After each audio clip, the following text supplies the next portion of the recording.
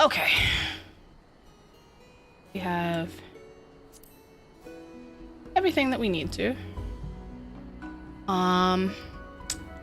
I am going to tack on an extra thing this week, because just in looking at the syllabus and schedule, we have more time for it this week than I originally considered we might. With the topics that we have today being raid hubs, how to gear, talking a little bit about openers and things, and just with the other teachers not being here to be able to, like, you know, handhold or be like, okay, you are playing Bard, here is your opener, do this. It puts more time back on the table. Remember when we first started these classes, one of the first things I told you is get you a teacher that is not afraid to say, I don't know. With openers, there are a few classes I can assist with getting the hang of, but there are other bigger ones, broader ones, like Picto or like Gunbreaker, that I am not equipped enough or adept enough to help with, so I can provide resources and answer basic questions. But beyond that, as far as giving you like tips and tricks on like button positioning and things like that, I will direct you to the other teachers and you guys can start a conversation that way, but that's neither here nor there. I'm getting ahead of myself. Because of that, one of the other things we're going to talk about today is your HUD layout, or heads up display. That is what HUD means. And fixing it in such a way that you can potentially perform better in fights. So, we will get into that after we kind of take our little tour through the cities and talk about the different raid hubs and that sort of thing. Before we get into talking about openers, we will talk a little bit about adjusting or optimizing your HUD for better gameplay for you. That is what is on the docket today. How are all of you? I hope you're good. We usually have a few minutes to talk before I dive right in. I have eaten into some of your time today, so that is not necessarily the case. So sorry about that, but I hope you're all doing okay. Everybody good? Yeah, I'm good. Mm-hmm. Okay, good. We're going to talk about one of the things that I think isn't discussed as frequently in raiding. It does become second knowledge, and it definitely does become something that you spend a decent amount of time on. And that is gearing or preparing for a fight before you go into it. So we're going to talk about what that looks like for free and for Gil. We're going to talk about the supplementary things that come along with that, like raiding food and raiding potions or pots. You heard me mention those briefly last week. And then I am just going to take you guys on a tour through where and how to find the raid hub for you. And the reason I have us starting out here is because for Heavensward, Edelshire was the raiding hub, believe it or not. So every expansion, with the exception of ARR, because we all know ARR is a special snowflake child. And even in that, that's not even necessarily true. It still had one. It was just melded together. Every expansion has two kind of city-state areas that are functional and do serve a functional purpose. You have one area that is for crafting, gathering. You can go there, do crafting, gathering stuff. Oftentimes you'll turn in stuff for crafting and gathering. And then you have another area that's for combat, raiding. We call it a raid hub. And so this pattern has been true through every expansion. We are standing in the raiding hub for Heavensward. The crafting gathering hub for Heavensward is Foundation. It's Ishgard. If you have unlocked the firmament, you may have already recognized and identified that, just simply based off of that there. The raiding hub, the combat hub you are standing in, it's Edelshire. You actually unlock the Alexander raids not far from outside of here, and go through them not far from outside of here. And then, if you were playing back in Heavensward, you would have come here to do your other combat things. So we're just going to do a walkabout really quick if you guys want to hang out and follow me. Most of this stuff will not be new to you, but it may look a little bit different with the explanations behind it. So we're just going to head right into this building here, hang out straight up to these counters. And what you'll notice is you have Rowena herself off to the side there, just kind of overseeing her employees. And then you have 3 counters here. You have an Alexander Parts exchange counter.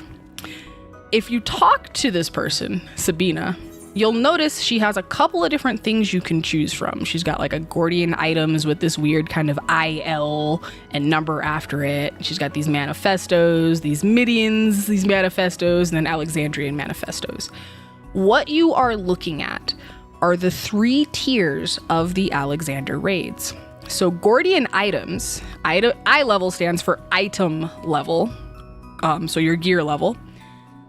These would have come from the normal Alexander raids. So if you open that up and go in and just pick one of the subcategories, you may recognize off to the right side some of these little things that you get anytime you get Alexanders in your roulettes, right? There's like a cogwheel, there's like a pile of rivets, there's like a box of stuff, right? You got this little red thing, who knows what that is, like a lens or something.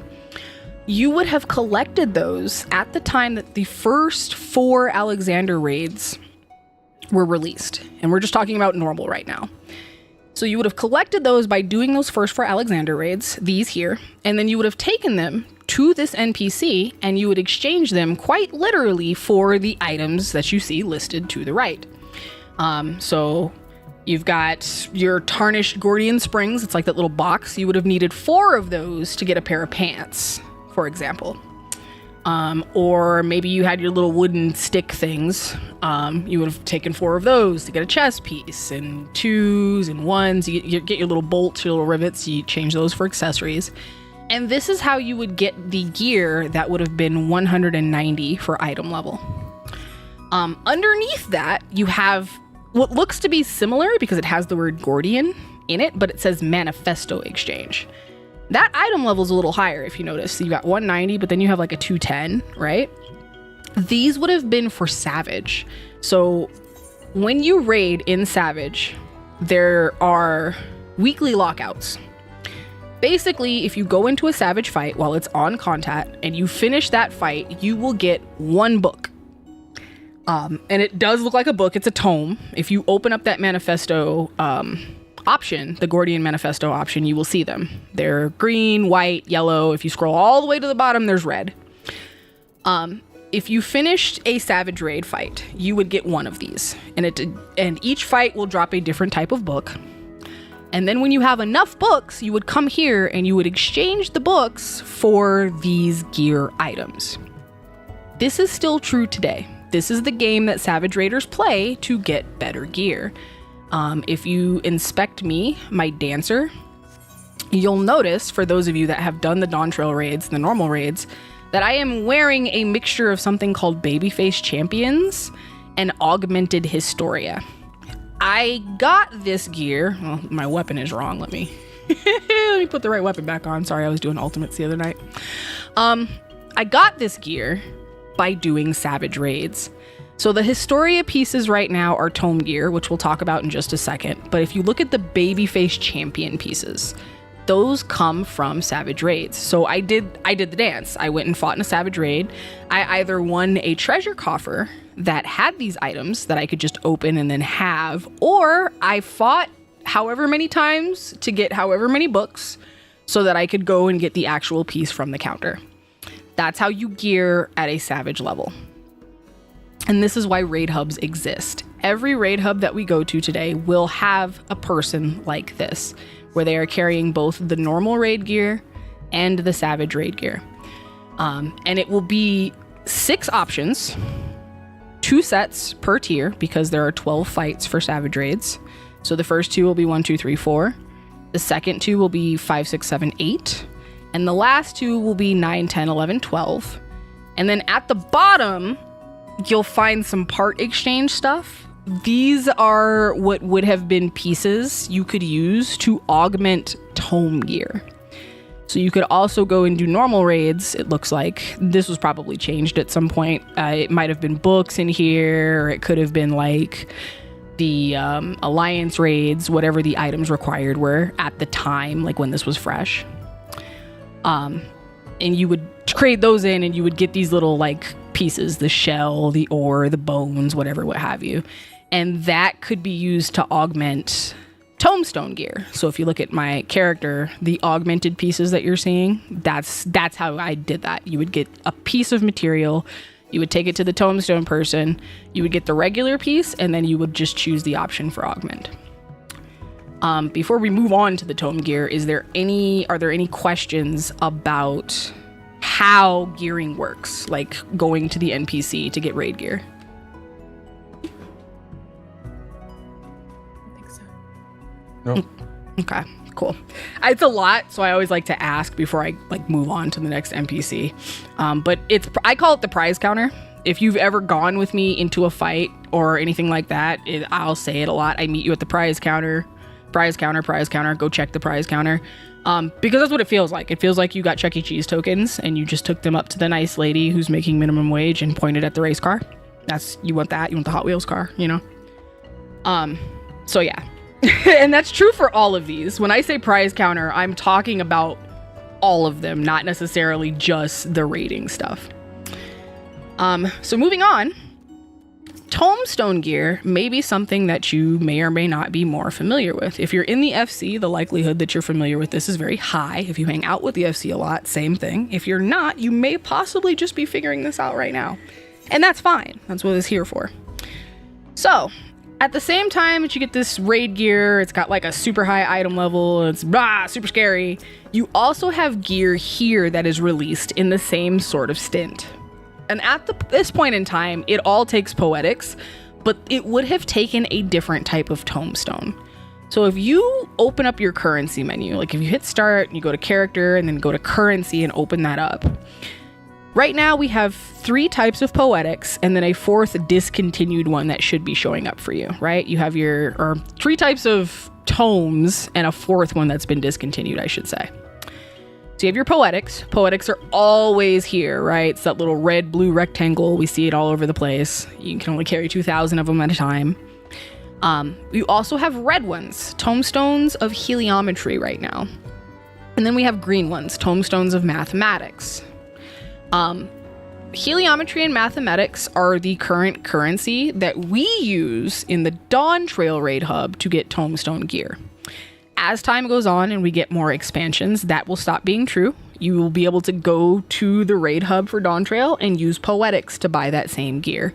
It's always the same item level that doesn't grow or change as the expansions come out or you raise in level. And so they just make it easier to obtain because it doesn't make sense to have people work for gear that's not going to be optimal anyway, right? Red tomes are last patch, I guess I should say, or base patch, last raid tier. Right now we have 8 raids for Dawn Trail. These red tomes would have been relevant or the newest ones for 1 through 4. The green and gray ones that we have right now are relevant, the newest ones for 5 through 8, which makes the red ones kind of, that's so last season, whatever you want to call it. And the difference between these two is, first of all, red tomes are still very, very viable. You use these to make your relic weapons. You use these to buy crafting mats sometimes. You use these for a lot of things. You just will not use it for, like, raiding stuff anymore. That is what the green and gray ones are for. The other thing that you may notice if you have access to see the mathematics is there are 2 numbers next to it. You have your total, and then next to that, there's something that says this week. It has a smaller set of numbers. It should be some random number through 450. Mathematics, being that they are the on-brand or on-content set of currency, are limited. You can only get 450 of them per week. Why? Because MMO.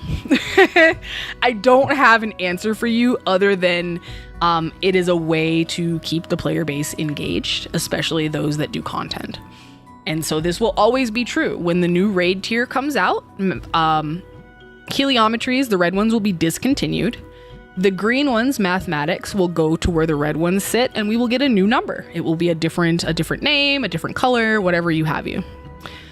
The discontinued ones are from the raid tier before the last raid tier. So these would have been used for Endwalker. These were tombstones of aesthetics, and they were used to help with your Endwalker gearing progress at the time. we're not worried about that, right? It's considered a quote unquote old raid at this point. And so we're not going to give you this currency anymore because you don't need it and it's just taking up space. From now on, Endwalker gear will be bought with Poetics, and you will use your reds and your greens to get the gear that you need for raiding. Yeah, so when 9 through 12 release, reds will go down to where blue is, green will go to where reds is, and we'll get a new one. We don't know what it's called yet. We'll figure, we get it at the time. That's it. Anyway, now that I've explained how tomestones work, if you talk to this lady, if you open up Hismena, you can pick anything at this point, it doesn't matter. There's weapons, there's special arms, which are the materials that I was talking about. These would have been like your red tomes, you would have spent those on that. You can go in and you can see a couple of things. Number one, you can buy these with Poetics, right?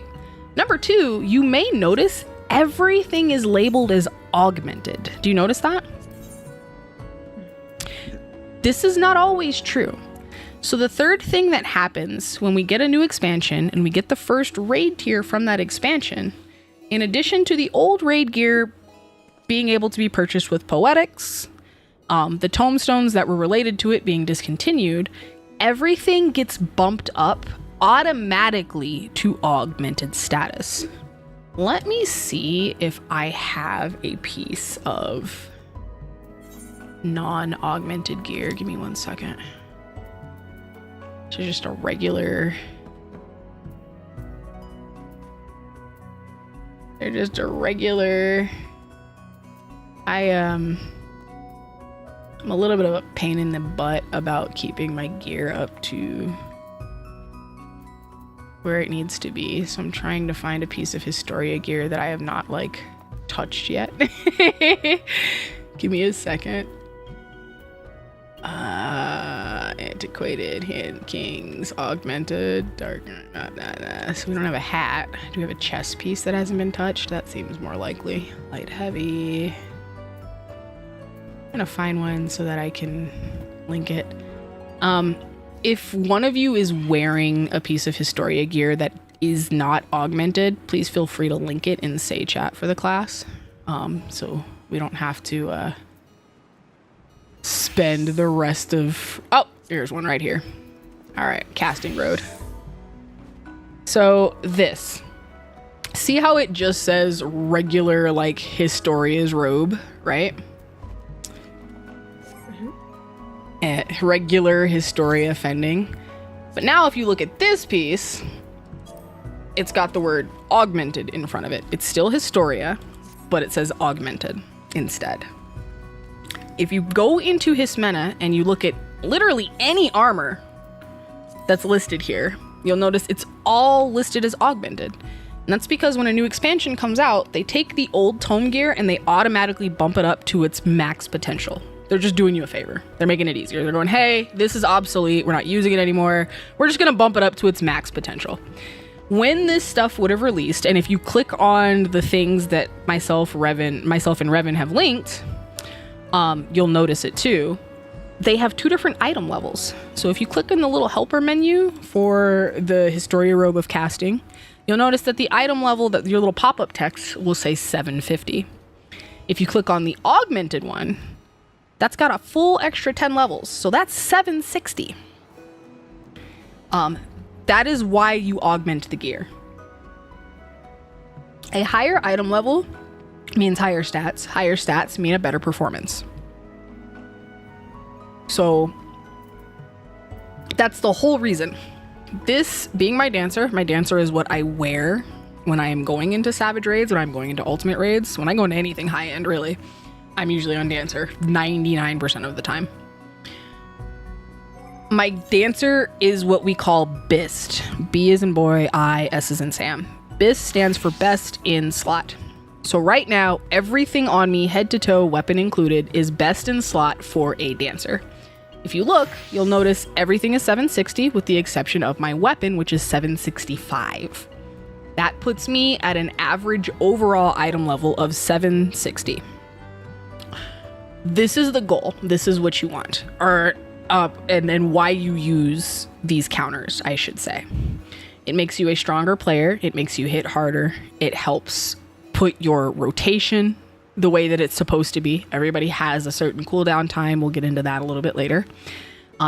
It puts you at your peak performance. You are the peak of athleticism when you have best in slot gear. And so between these two counters, the tombstone counter and the parts counter that you get, you will work as a raider to get to best in slot. Why? 2 reasons. If it is a middle or first tier, you're getting best in slot for the next tier. It seems like a never-ending uphill cycle or battle, sure, but if you like Savage Raids, this is the game. This is what you're doing. This is what you're playing. Why am I getting best in slot? So I can get in the raids sooner and get them done faster when the next tier comes out. If it is the 3rd tier of raids, there are 2 reasons that you are getting best in slot. 3, actually, if you want to think about it. Number 1, getting best in slot before a new expansion comes out guarantees that you do not have to spend time or money gearing your class while you go through new MSQ. When I walk away from a tier with best in slot, and it is the 3rd raid tier of a series because it's current content, I'm good. I'm using that gear until I get to level whatever ends in 9, and they literally give me a free set of armor. I don't have to spend a dime. I don't have to spend a second thinking about, worrying about, considering whether or not my item level is high enough. It is always high enough. And the only reason I put on the class gear that they give us at like whatever the level ending in 9 is, for Endwalker it was 89, for Dawntrail it was 99. The only reason I swap it is because if I swap there, I don't have to worry about finishing out the game in level 100. Plus the stuff looks cool. I just kind of want it. You know what I mean? I don't necessarily have to. My item level will take me through the entirety of an expansion most of the time. I've done this twice now. I did it for Endwalker. I did it for Dawntrail. Both times I didn't need to get better gear, but I did get the better gear because A, I wanted to see what it looks like. B, I'm just kind of neurotic when it comes to stuff like that. So that is reason number 1. You clear tier 1 to get best in slot so that you can get done with tier 2 faster and get best in slot faster so that you can start tier 3 faster to enjoy your MSQ in peace. Cool, right? The other reason, and this is for those of you guys that aspire to do ultimate rating at some point, is because more often than not, best in slot for a tier will translate over to an unreleased ultimate. So the next set of raids that are coming out from Dawntrail will be the 3rd tier. If I walk away from that with best in slot and an ultimate is released, I'm good to go. I can get in the car right then and there. I don't gotta worry about nothing. I don't gotta go find extra stuff. If I want to be a super nerd, I can go get the 1 or 2 pieces that will come out of some random dungeon to go into the ultimate with. But I'm good. I can get in the door. My item level will be appropriate. I will be hitting hard enough. I will be lasting through attacks with that best in slot gear. So that's the second reason that you do it. 3rd is more emotional / ego. You just feels really good to be able to do high numbers.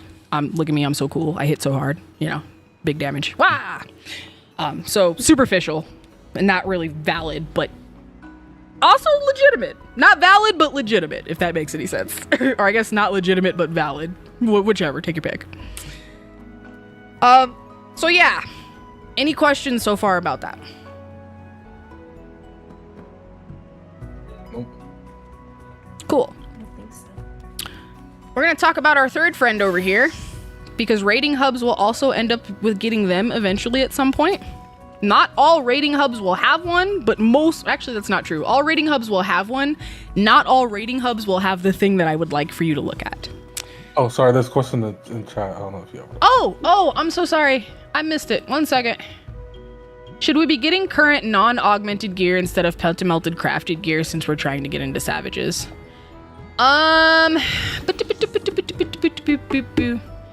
So that is not a straightforward answer, and it depends entirely on what class you're playing. In some cases, crafted is better than augmented. But as a broad stroke, I don't want to have to think about it answer, go with whichever one has the higher item level. If you are not healing, if you are not tanking, if you're not playing something where your skill speed like is crucial or imperative, don't think about it. Higher item level every time. Don't do augmented crafted though. That's not really for you. That's more for Gen Pop players. That would be my only advice to you as far as like a broad brush stroke. And even that is not 100% necessarily true. There are support classes that use augmented crafted, so I digress. Okay, there is a second question. Where do we trade the discontinued ones? It usually tells you when you have them. So like when you go into your currency, I don't remember. But it like I have this pop-up here that says for a limited time, certain NPCs will be able to exchange it for valid currency. I know there's one at Mordona. I can't remember her name. I just know that there's one in Mordona that you can do it at. But there are a couple others littered throughout the world too. When you trade those, you don't get new tomestones. You get poetics. So just keep that in mind. They're not going to give you like, oh, you have 1,400 tomestones of aesthetics. Here's 1,400 tomestones of heliometry. It's no, you're going to get like half of that and it's going to be poetics. So just something to keep in mind. Thank you so much for good questions there. Any other questions before we move on?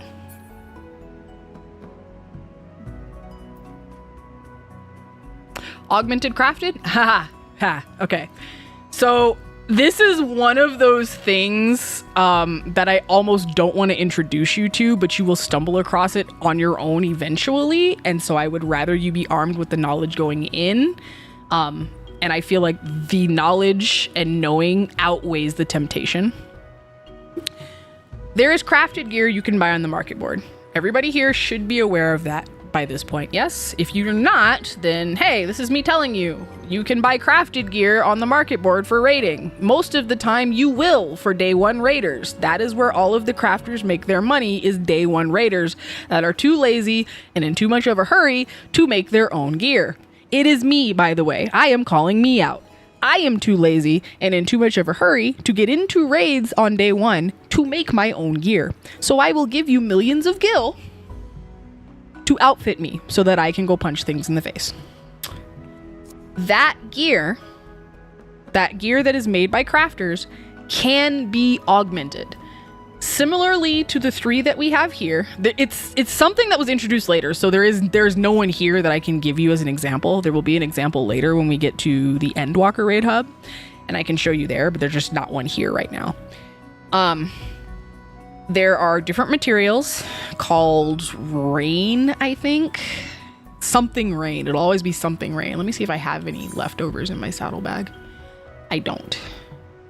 Priority seal allowance, regional folklore. These are all folklore. Those are crafting. Do I have any? I don't. I don't have any leftovers on me. But you'll get a vial of liquid and you'll get some envelope type dealy bobs, and it works just like the Savage Raider prize counter where you give them enough of a thing and they will give you something back. Is it overmelding? So, God, it's been ages since I've done it. I believe it can be overmelded, yes.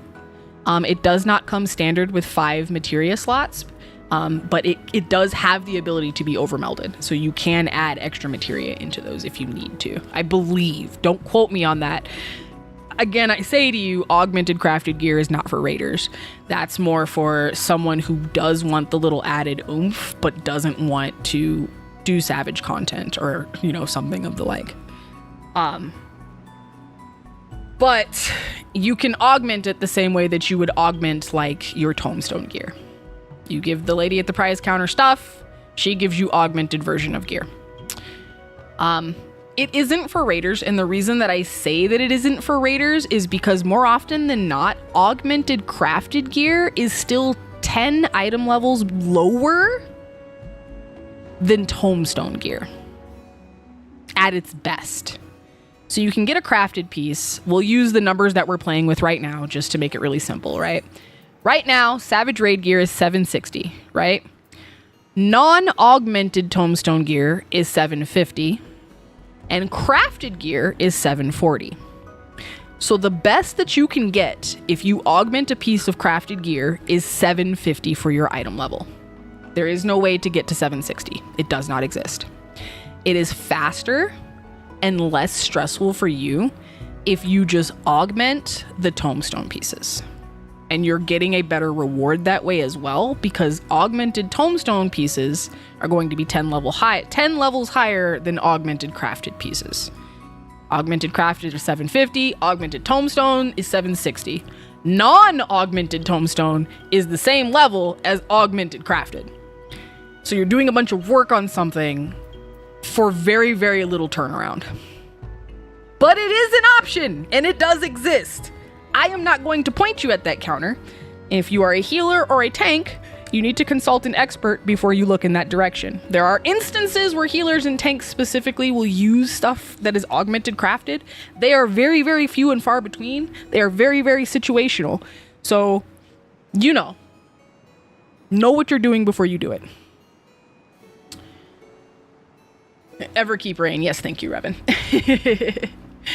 I am double guessing myself on the rain potion for Dawn Trail. Yeah, I would not put in the effort to grab the rain if you're doing it for gear for raiding. Now, if you're doing it for a class that you don't really play, like let's say, I don't know, your bard never gets any scream time, but you still want them to have a decent item level just because you like Big Numby go high, it might be worth it. If you're bored and you have the time and resources, do it. Put them in augmented crafted. You're done. It's shelved. It's good. But if you're looking at it for raiding, I would stop. Do relic weapons end with a higher eye level than the current raid tier? Eventually, yes, but not while the tier is current. Eventually, yes, but not while the tier is current. Can relic weapons be used during raiding current Savage tier? Sure. You need to weigh the pros and cons for what's available versus your relic weapon. That's what I'm going to tell you. That, again, is something that's kind of situational, and you're not going to be able to figure out until we are there and we know the item levels for stuff. Right now, we don't know the item levels for stuff. We can surmise, we can guess, we can theorize. We don't have anything set in stone. So, okay. Any other questions about gearing or the first two ladies we've talked to before we talk to this last lady?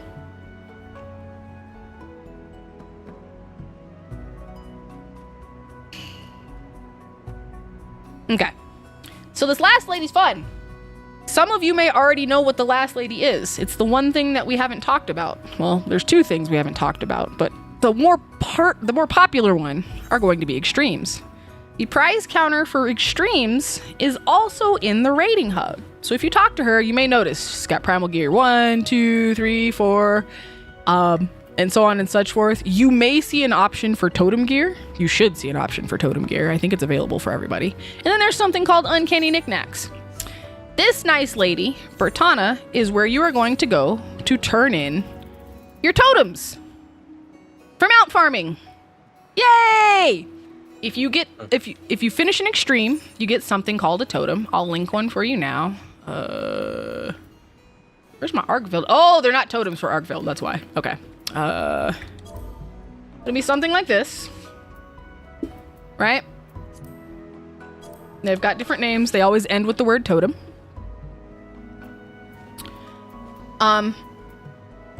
That works too. Yep. There's, for every extreme that you do, there is a totem that you collect at the end. Some extremes are only worth 1, others are worth 2. It depends on which portion of the patch cycle we got the extreme that determines that. Typically, the first 2 that we get will only be worth 1 totem at a time. The third one for an expansion will give you 2, and the ones after the fact usually will give you 2. It is not guaranteed. There are some niche instances out there where it's like, nah, you only get 1 for this. Think Rathalos Extreme. But These totems can be turned into Bertana for one of two things. Number one, weapons. Weapons will cost you 10 totems. So depending upon the extreme you're doing, you either need to beat it 5 times or 10 times. Mounts will cost you 99. So depending upon which extreme you're doing, you either need to beat it 99 times or 50 times to have enough totems to get your mount. In addition to EX totems, she will also give you something called World Boss rewards. So if you open the menu and you go to Uncanny Knickknacks, this is what you're seeing here. There's also the mount whistles and stuff in here, but I think that's just because this is Heaven's Word, so this menu is going to look a little different. But if you look, there's something called Ultima Horns, a spotted Fedora and a spotted Spencer. Each expansion will have 2 world bosses. These are big, mean boss monsters that just spawn out in the open at random. And you and like 100 other people show up, beat them up, and then you walk away with like a weird thing. You turn the weird things into her. And she'll give you stuff for it. That's under the Uncanny Knickknacks section there. The last thing that the EX person will have, oddly enough, they have your extreme rewards, they have your world boss rewards. They also have your ultimate weapon rewards. This is the Totem Girly. And do you know what you get when you finish an ultimate fight? You get a totem. See? So you take them to her just the same. And you pick out your weapon. It is 1 totem per weapon because they are ultimates. Ultimates are the most difficult fights in the game, so you do not need to farm them to go get a weapon from the weapon last. You only need 1. Meaning if you clear an ultimate, you get a weapon. Guaranteed, unless your inventory is full. That's gonna hurt. Don't ever do that. It will not give it to you if you have a full inventory. I'm not joking. So never go into an ultimate fight with a full inventory, because if you beat it, you get nothing. Well, I mean, you'll get the title, but you don't get a weapon. So, you said imagine. It happens more often than you think. So what you are seeing right now are the weapons for Alexander. I am wearing the chakrams from that specific ultimate. I want to highlight something to you. So if you open up the menu for Bertana and you find the ultimate weapons for chakrams, please try those on for me. I would like you to compare your try-on window to the ones that I am physically holding up in front of your face. You may notice the ones in your try-on window are dimmer. That is intentional. I don't know if it's a coding thing to keep people from stealing the code for ultimate weapons, or if it's just a no, you've got to earn it to get your shine type thing, but they have literally made the ones that you try on look dimmer than the ones that exist out into the world on players. So there's that. How do you get the Framer kit? You have to beat the fight. Framer kits are unlocked through achievements. It's also how you get your title. So if you look at my adventurer plate, I have a mixture of Uwu and Tea elements in my portrait and framer situation. Let me see what I got going on. I forgot how I did it. So the background is from Uwu. The smoke is from Tea. And then the cogs that are in the background, though, that is also from Tea. My title in my adventurer plate is also from Tea. Extra credit M4S after class. No, ma'am. I'm assuming that Uwu is for... So the totem that I linked is for Uwu weapons, yes. The totem for this is... God, what is it called? It's been ages. What's the totem you got here, girl? Alexander got Colossus totems. That's what Alexander got. Any questions about extremes, totems, or the totem lass?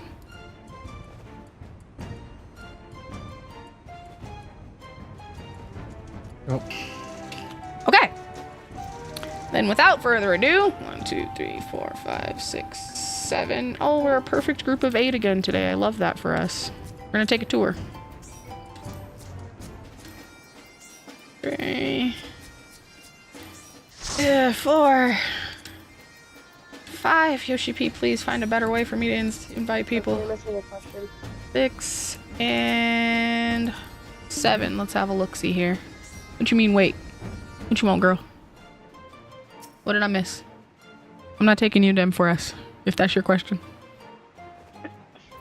I will prepare you for M4S, but I ain't taking you. Question for the class. If you're about to try to petition for M4S, it's not gonna happen. Remember what I told you about the teaching train? It's a train. You run on tracks.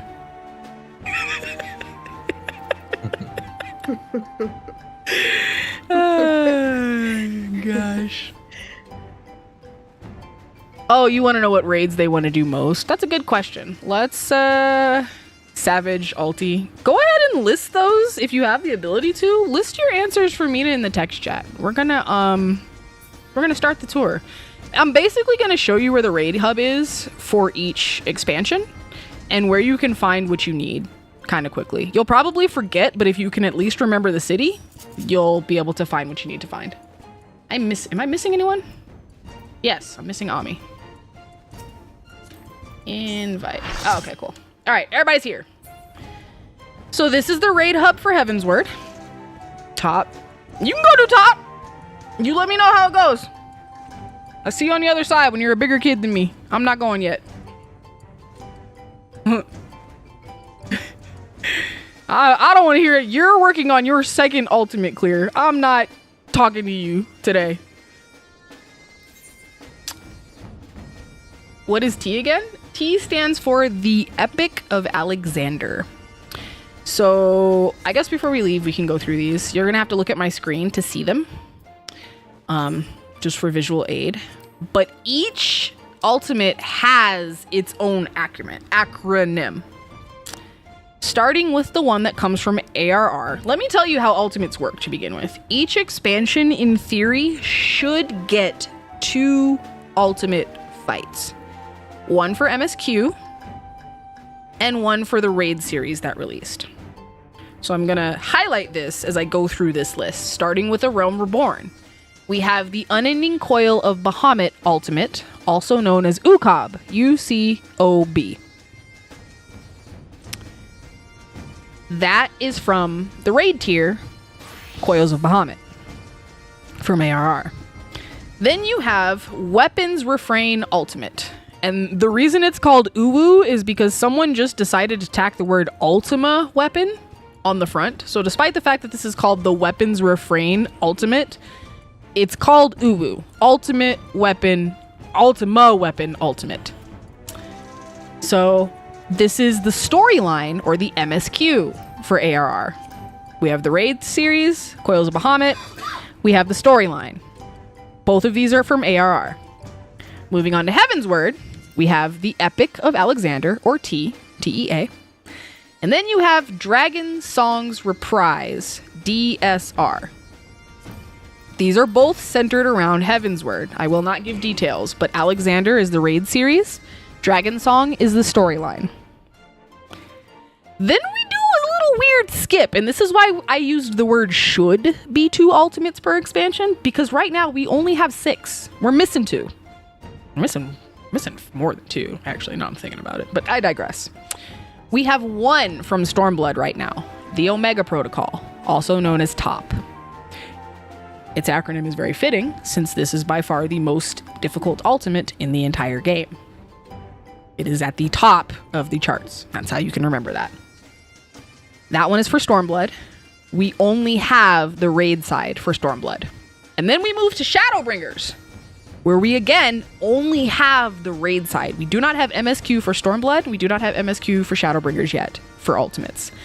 But the MSQ for Shadowbringers is our newest, or not the MSQ, the raid series for Shadowbringers is our newest ultimate, known as FRU, F-R-U, Futures Rewritten Ultimate. Ultimates cannot be unsynced. Ultimates cannot even be entered without a party of 8. Pre-designated party of 8. So, where did I take you guys? I think I took you guys to unlock Uwu, right? Yeah. Well, everybody here should have this. Don't freak out. We're not going to fight it. Oh, no. We can't go in there. It must have been Ukob then. What did I take you guys to unlock? It might be me, Jesus. No, because I took you into, What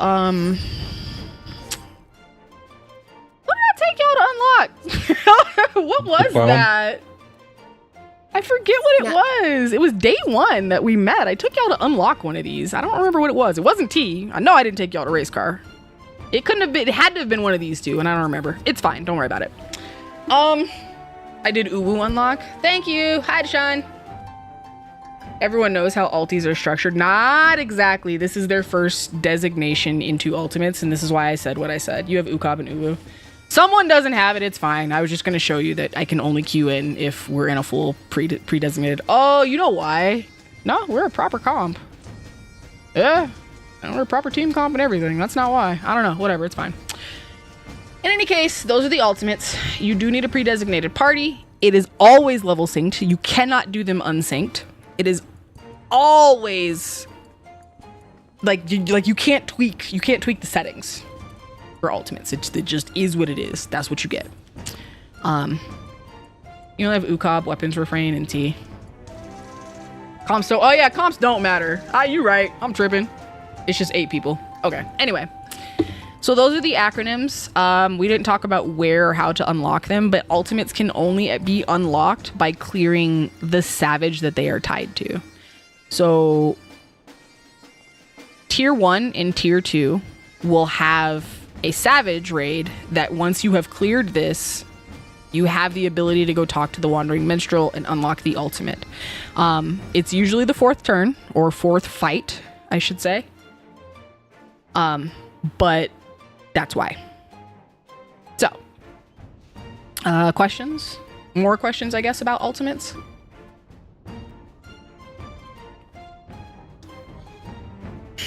Oh, that's what you meant by structure. So, in addition to not being able to unsync them and needing a party of 8 to go in initially, they are a gauntlet. Rain is correct. I'm going to read what he wrote. They are basically a gauntlet style boss fight. You fight waves after a certain number of bosses in a row without dying.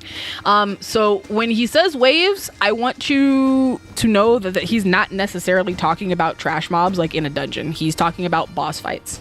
So what you will get is a buffed up version of what would have been a boss in an extreme or a savage. So for Uwu, for example, you fight Garuda, Ifrit, Titan, and then the Ultima weapon. And I guess technically 2 forms. I don't know. It's weird. Don't worry about it.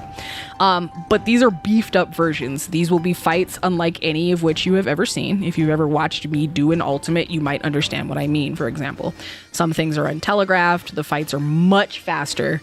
The damage is much higher. And messing up more often than not will mean that you not only die, but wipe the rest of your party as well. And in a lot of cases, there are no checkpoints. I'm not going to say every ultimate because I guess DSR has a checkpoint. It's really weird. But in a lot of cases, there are no checkpoints, meaning that if I kill Garuda with my team, I kill Ifrit with my team, and I die to Titan, I get to start back over at Garuda.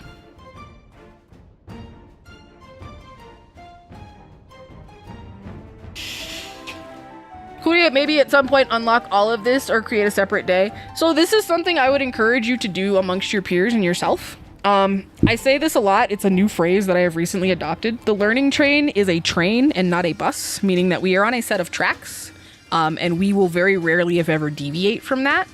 But that is a very excellent idea, and this is why you guys have the classroom and the schoolyard, so that you can get to know one another. And if you want to go out and try unlocking some stuff, do that. By all means, get the extra time in, spend some time together. One of the things that helps raiding go better in general is bonding with the people that you are raiding with. You get to know each other, you get used to playing together.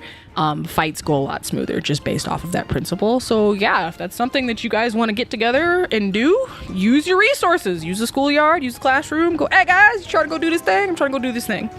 The one thing I will tell you is just due to the curriculum and syllabus, and because of what I know and have seen it do to people, please stay out of P8S. That is the forbidden reading section for right now. Okay?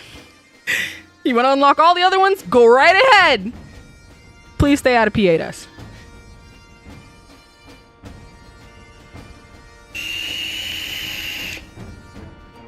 What is P8S? It is the 4th turn of the 2nd Endwalker tier of raids. It is known by its more common name as the Raider Killer. And when I say Raider Killer, I don't mean in the sense of, oh, you fell down. I mean in the sense of you no longer raid in this game ever at all. You took up crafting full time. It's nothing. Don't lie, because they're just gonna go look. They're just gonna go try to find out for themselves. Don't lie. Don't lie. It's not bad. It sounds scarier than it probably is. But I would appreciate it if you would not go in there without a trusted adult for your first time. That is going to give you the wrong impression of raids. To put it into perspective, you have to clear P8S to unlock Top. Top is the most difficult ultimate in the game. So if that adds some perspective, great. If it doesn't, that's fine. You guys are going to end up in P8S anyway. We're going to do it unsynced and with trained professionals on scene. Don't worry. Yes, the P is for Pandemonium. How are these acronyms defined? Yes. So each raid tier has a name. For the area we just were, those were the Alexander raids. So the Savages will start with the acronym A. A1S, A2S, A3S. The numbers referring to the order of the fights from 1 through 12. We are now in the area for the Omega series. So these raids will all start with O. O1, N for normal, O2, S for savage, 3, 4, so on and such forth, 1 through 12. So, Ralger's Reach is your raid hub for Stormblood. Dawntrail did go with M because of, yes, the M in the name. We couldn't use Arcadian because A is already being used, right, Alexander? So they used M. Same things. You can actually look now and see. You've got Ebloaf over there, your gear exchange homie. You've got Gelfridus, your Omega parts homie. That's for savage raiding. You've got your Tombstone exchange over here with Enna. And then you have your Token Lass. Ishina has your Uwu weapons if you are curious and would like to try those out.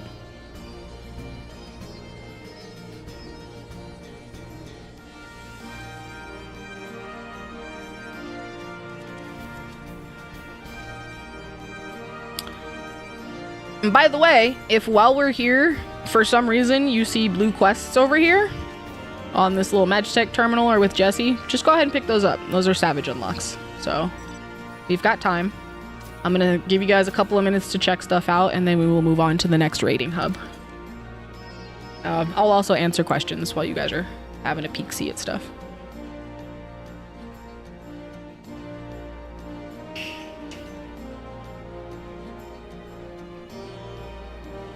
Yes, Deshaun. If you ask me when DSR is, I'm going to yell at you. Don't do it. Don't you ask me when DSR is. I'm already getting in the van. How does one clear an ulti? Fall down until you don't. And I wish that was a joke. It's not. How do you clear an ulti? Persistence. Studying and fall down until you don't. Alpha legend, by the way. That is how you clear an ultimate. I encourage people to get into the habit of studying, and I do this by telling my savage raiders to study fights using the guides I give them. You're building muscle memory for ultimate fights. It is damn near unheard of for someone with no raiding experience to go into an ultimate, not study, and clear that ultimate with any semblance of like reasonable progress or success. There are players that do not like to study. I understand. They want the fights to be a surprise. They want to figure it out for themselves. That's cool. I love blind progs. Week 1. I love blind progs. And then I have to start considering the other 7 people in my party. It is fine if the other 7 people you are with are vibing on the same tip. Y'all want to throw your head against the wall until you figure it out and muscle through, and all of you are in strong agreement of that, great. You are right at home. Do it. Ain't nobody stopping you. If they're not, there comes a point where you have to start thinking about the greater good of your teammates and study even if you don't want to. You memed in Dank Tank's stream? Was it a top clear? Or was it DSR? Oh, you guys didn't end up clearing that night, but it wasn't your fault. Something else happened.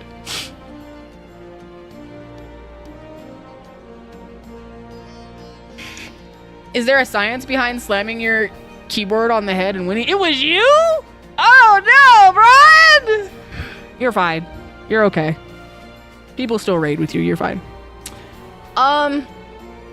Yes. It's playing on human adaptability. Humans have the uncanny ability to adapt in order to survive. This is just in general in nature and like life, right? You are using very much that same mindset, ability to learn and change when you are raiding in 14, and probably any other game at that, to be honest. You're learning from your mistakes and you're adjusting accordingly so that you don't make them anymore. Unless, of course, you have the shakies and are nervous, which happens to the best of us, by the way, Deshaun. Don't beat yourself up too much. It's fine. Just as long as you said sorry, you're cool. You're chilling.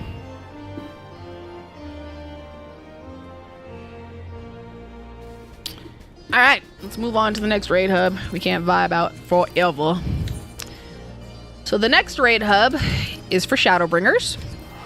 And I'm sure quite a few of you have spent quite some time here.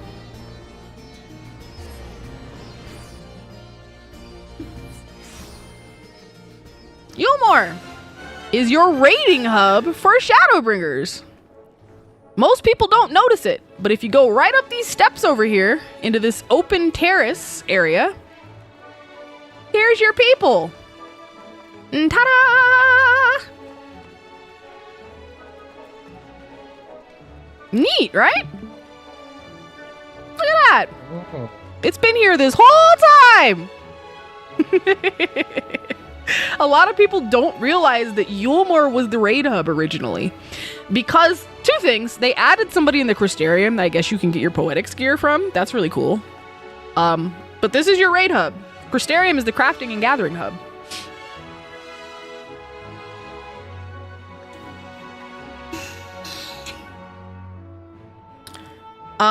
Weapons for Fru are here too. I think Fathard has them. Fathard! No, he doesn't. Where are my Fru weapons, Deshaun? They should be here. I'm not seeing them.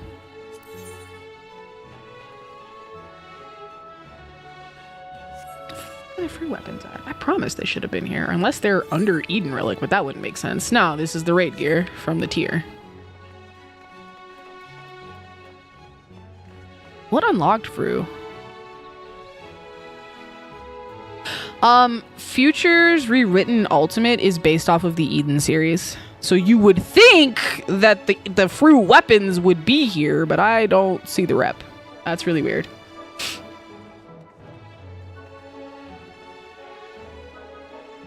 Yeah, so the other thing that you might notice here,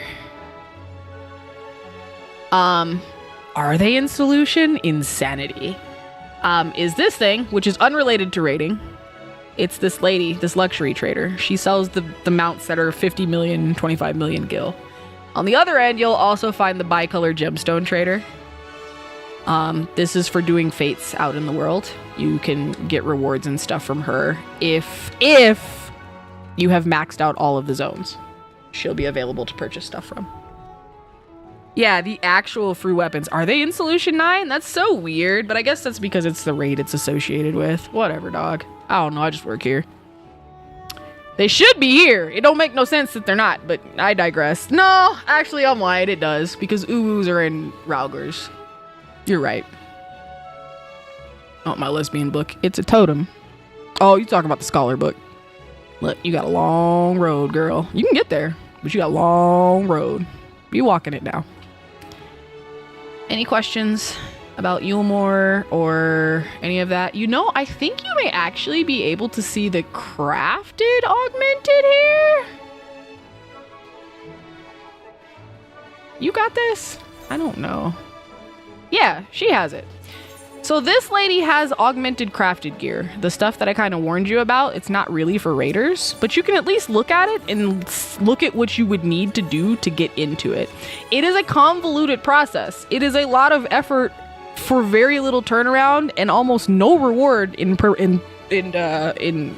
circumstance as far as raiding. But it is here and it does exist. This is, I think, where they started doing the shit.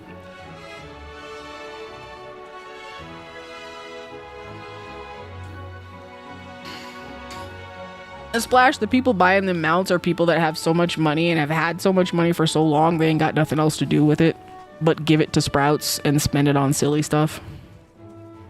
It's a place I aspire to be eventually in life, but won't until I start taking up crafting full time. Any questions about Yulmore before we move on? Okay, then we go. Next one is associated with Endwalker. The next two, not all of you may be able to get to. Some of you may be able to get to, but that's fine. This one is fine to look at. The one after this, if you don't want spoilers, you may want to stop watching my screen. But Radzat is the Endwalker raiding hub. The crafting hub for Endwalker was Old Charlian. These ones are a bit more spread out than usual. So your Tomestone gear will be here. Your Extreme Totem Exchange is here. And then all the way over here, where Mina is standing, is your raiding gear. This raiding gear is very viable still if you have a class that you're leveling. And it has some really nice weapons for the first tier, 4th turn of Panda. Mina is showing you right now the Black Mage Staff. There's a Reaper Scythe. This is Mina's favorite activity, is taking people to get pretty weapons. They do all come white at first, but they do dye very, very well. And the glow effect is subtle but elegant. So people are a big fan of P4S weapons and will often use them. My White Mage Staff is from P4S. I have yet to find one that I like better. And so I just use this simple fella here. From P4S. Hammer, best weapon. I like the samurai sword personally. That's just me.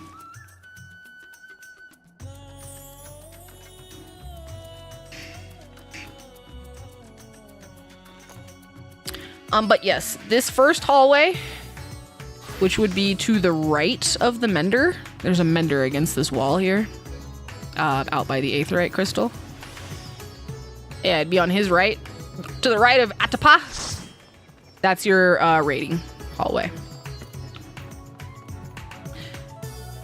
The other hallway has crafting stuff and your materia. So this is something that we haven't covered just yet. I think now would be a good time to do it. When you get up about here in trying to raid Savage, you want to start paying attention to materia. Each raiding hub should have a materia vendor of sorts somewhere. I didn't start paying attention to the materia vendor until I started doing Panda raids. Prior to that, especially now with the Savage raids being unsinkable and you can, half skeleton team them, you don't really need to. This materia is on the verge of being outdated. The only reason that it is not is because I think, loosely, that you might use it in Fru. That's the only reason that it's not. But you have a vendor you can use clusters to purchase materia for. You have a melder who, if you cannot do it yourself, can put them in for you. NPC melders cannot overmeld you. I'm on my White Mage. So if you inspect my gear right now, you may notice that my pieces have more than 2 materia in them. Some have 5. Fruit uses Dawn Trail materia? Okay, well then yeah, this is obsolete materia here then.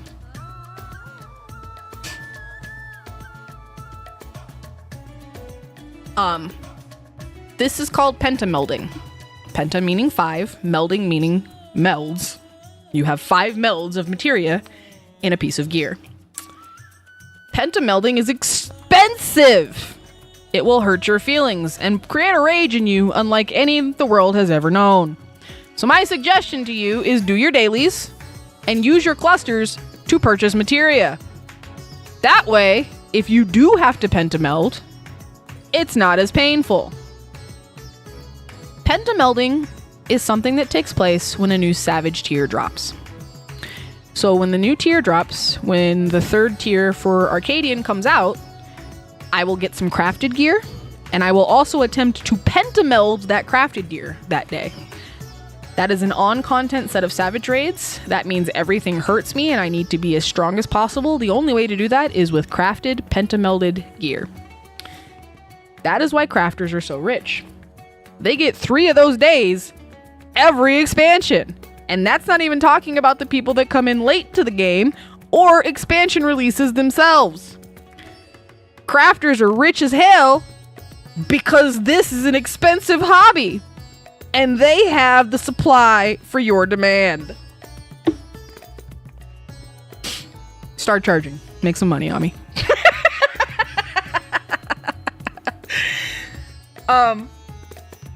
I can teach you where to unlock pentamelding if you don't have it and would like to get the ability to at the very least do that piece yourself. I cannot teach you how to craft. That is not my wheelhouse. You can talk to Mina or Ami or someone who has triple digits in their millions column. Yeah, talk to the crafter mains. You here to learn raiding, not crafting. Any questions about materia, melding, prize counters, anything like that?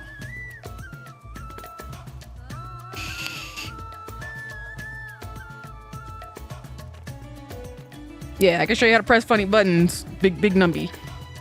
If there are no questions, for those of you that are not in Dawn Trail or have not finished the base game for Dawn Trail, this may be the point where you want to close out of my stream if you are watching it. I will not remain in this zone for very long, but I would like to tell all of our Dawn Trail friends where to find the counter because a lot of you want to come raiding when the new tier drops, and I offer a teaching class. And so I want to give you the tools to best prepare yourself when you can. Splash, in your case, when it is time and you get to where you need to be, I will tell you where to go for your prize counters, or you may actually end up figuring it out on your own. I know you and Pony are at the front door to Dawn Trail, so don't stress. I'll be around. You guys are continuously learning from me, so it's not that big of a deal. The rest of you, let's go. If you cannot go where we are going, just meet me back in Edelshire. This won't take very long. Here we go.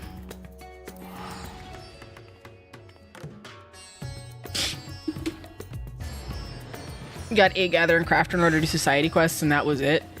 Yeah, that's the thing with crafting and gathering and why I loathe it, and I'm a raid main and not a crafter main. Everything touches, and it irritates my life.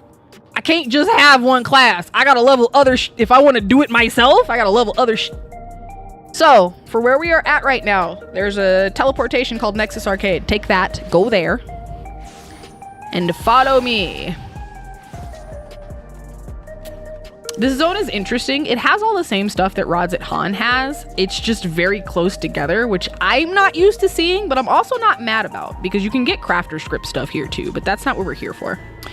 So, here is our raid person. I spend a lot of time hanging out talking to this dude. He's got the normal and Savage gear for current Dawn Trail raids. This is our totem person. Notice how it says miscellany and not totem exchange anymore. It's an interesting change that they made, but this is your totem lass. This is her. She also has world boss stuff under Sublime Curiosities. And as Deshaun said, you see that one that says Futures Rewritten? There are your fruit weapons. Here's the other interesting thing. Your tombstone exchange and your augmentation are different. And I think that started in Shadowbringers and it just became more obvious as time went on. But here's your regular tombstone exchange stuff here. You're gonna want to aim for the mathematics gear right now. The heliometry gear does you no good. It is lower in item level. So you're gonna want the mathematics gear.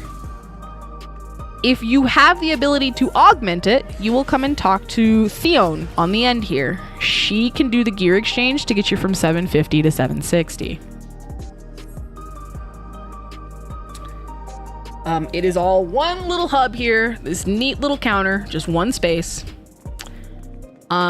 If you are wondering how to go about augmenting, I can literally walk you through that process right now since we are here.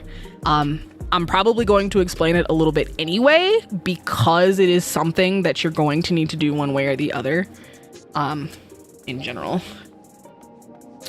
So, to augment, you need materials. Theon will show you which materials you need for your augmentation, but I can tell you off the top of my head, for weapons, it's a solvent, or I guess an ester in this case.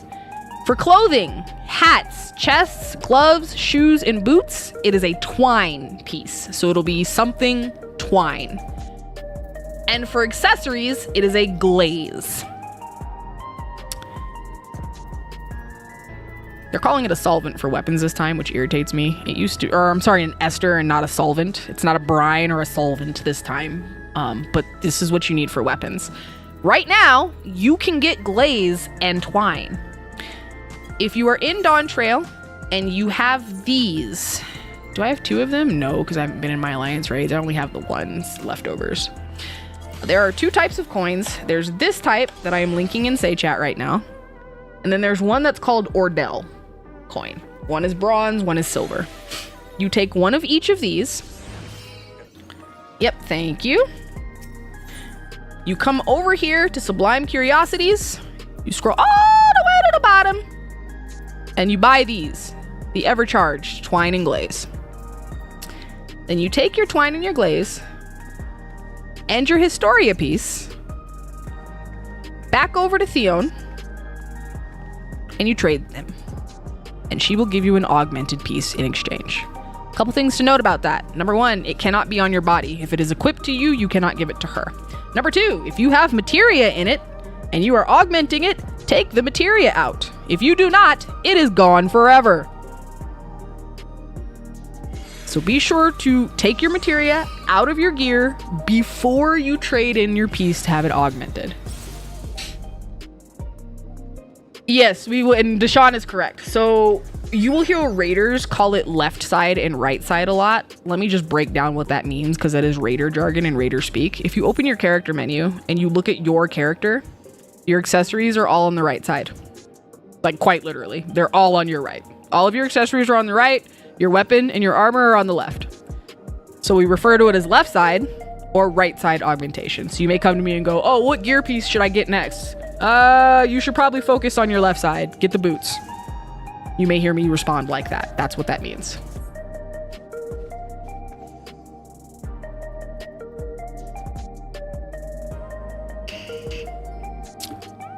This would be the point where I would provide to you some best in slot listing as well.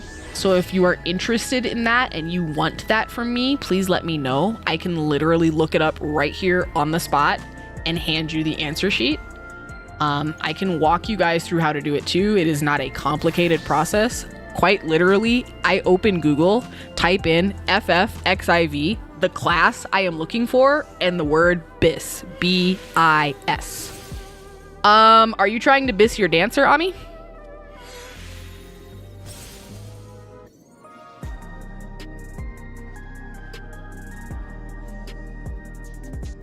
Okay, so if you're trying to BIS your dancer, hold on. I'm gonna tell you to just copy paste this. Go ahead and examine that. This is the rating BIS. Let me get you the other options, because you do have other options. There are, hey, I don't raid, I'm not about to start. what can I make without going into raids? That is a thing that exists as well. So, the balance, I have linked to this site once before, will link you to different types of bis. Let me change my screen share just very, very briefly. 1 second. I'm going to trade it so that you can see the entire screen. Why don't you have a look at this, Ami? I'm gonna give you, I'm literally gonna hand it to you. But if you go to the balance, it is all also there. Balance will list you best in slot that you might need. So 7.2, that's the patch number. Best in slot is listed here. As you can see, I'm also wearing this. The fun thing about this is it also tells you what raid food you need as well, which is super neat. You can also scroll down a little bit more and get a 740 crafted baseline set. And this will give you all of the melds that you need to do in the order that you should do them, and all of the pieces that you would need in order to do that. This is why I like the balance, because let's say you're not looking for either one of these. Let's say you're like Mina and you are determined, girl, to go be in Fru. I don't want this. This isn't gonna help me in Fru. What I gotta put on to go be in Fru? All I gotta do is find it in this list off to the side where it says table of contents. 7.2 Fru bis. If I click on that, I can find what I'm looking for to go to Fru and be in Fru. Same for all of the other ones too. Same for T, same for UCOB. It'll give me variations, savage weapon versus ultimate weapon, crafted set versus raiding set, all of that sort of stuff. And you can do this, you can get this from the balance. This is a reliable resource. I have linked the balance to you guys once before. UCOB does have bis, yes, it's very silly. I don't think anybody puts bis on for UCOB anymore, not unless you're like a super numbers nerd. But yes, it's a thing. All of the ultimates have bis. Right, I'm not doing that. I'm gonna just hit it real hard. You know how big I am outside of here, bro? I'm not, that's crazy. But there are people that will. They're usually parsing. But there are people that'll do it.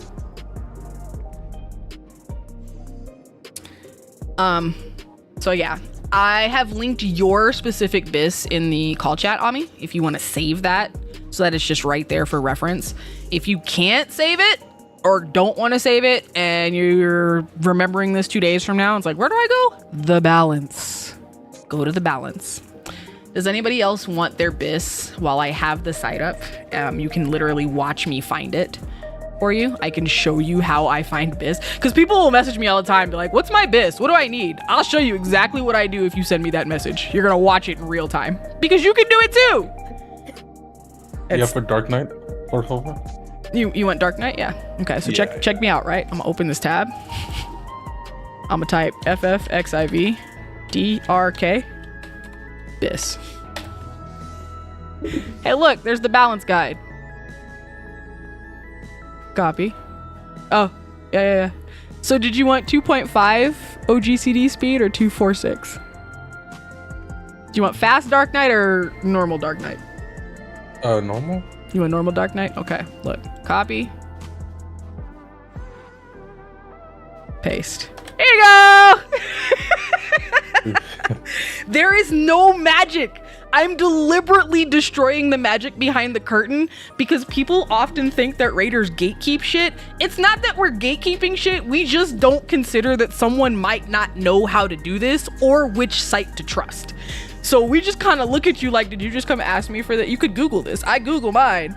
That happens a lot, and I think that's where impatience comes from time to time with people. So like, this is me literally just pulling the curtain back on the little man. So you want Gunbreaker and Warrior? Yeah, sure, watch. Let me show you. FFXIVGNB-BIS. Oh, hey, look, the balance. So I'm actually glad this happened. If you notice, and they're both purple, because again, people come to me and ask me for this stuff. There's another site that popped up above the balance. This doesn't mean that the site is better. It just means that this is one that I've used, and it's probably because at one point or another back when I was a Sprout, I was curious about Gunbreaker and looked into it. Icy Veins is another MMORPG site. It's not bad, but the site is not super intuitive. So I tend to direct people to the balance instead, just for that reason alone. But it's the same thing. So you come here, you find the one that you're looking for. It's got it based off of encounter. Arcadian. Do I want crafted? Do I want this crafted? Do I want Savage Bis? This too. Icy Veins does also tend to be a bit behind the curve. Whereas the balance has a dedicated team that's often updating stuff. So if you get a result and it takes you here, it takes you to Icy Veins, it's not necessarily wrong. You might be all right with that, but you may want to weigh it against something else. And by the way, both of these sites are pulling this stuff from the same place. You notice how it's got like this little embed situation going? You can click directly on that and it will take you to the source. Etro.gg. This site is terribly non-intuitive. But if you really want to be about that life and getting it from the source that the other sites get it from, this is where it is. You go here, you find what you're looking for based on it. You asked me for Warrior 2, right? We'll give you a 2.5 bis. And it will also pull it up. The fun thing with Etro is you can get some customization going off to the side too. So if you're a big numbers nerd, this site is probably going to be a playground for you, because it gives you the freedom that some raiders want, which is the ability to kind of pick and choose and weigh their pros and cons. What if I use this piece of gear? What if I put my materia in like this versus that? It's team craft for raiding for my crafters in here. This is the team craft for raiding. You can go in here and you can actually literally put build sets together and see how those stats would reflect in real time.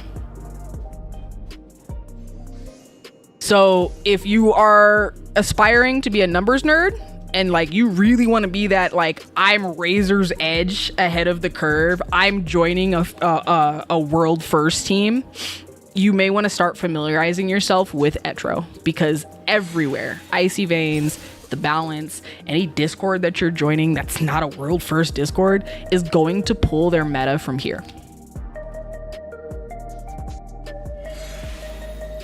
This is a good site. It is not user friendly. It is not super intuitive. But if you're feeling brave, check out Etro.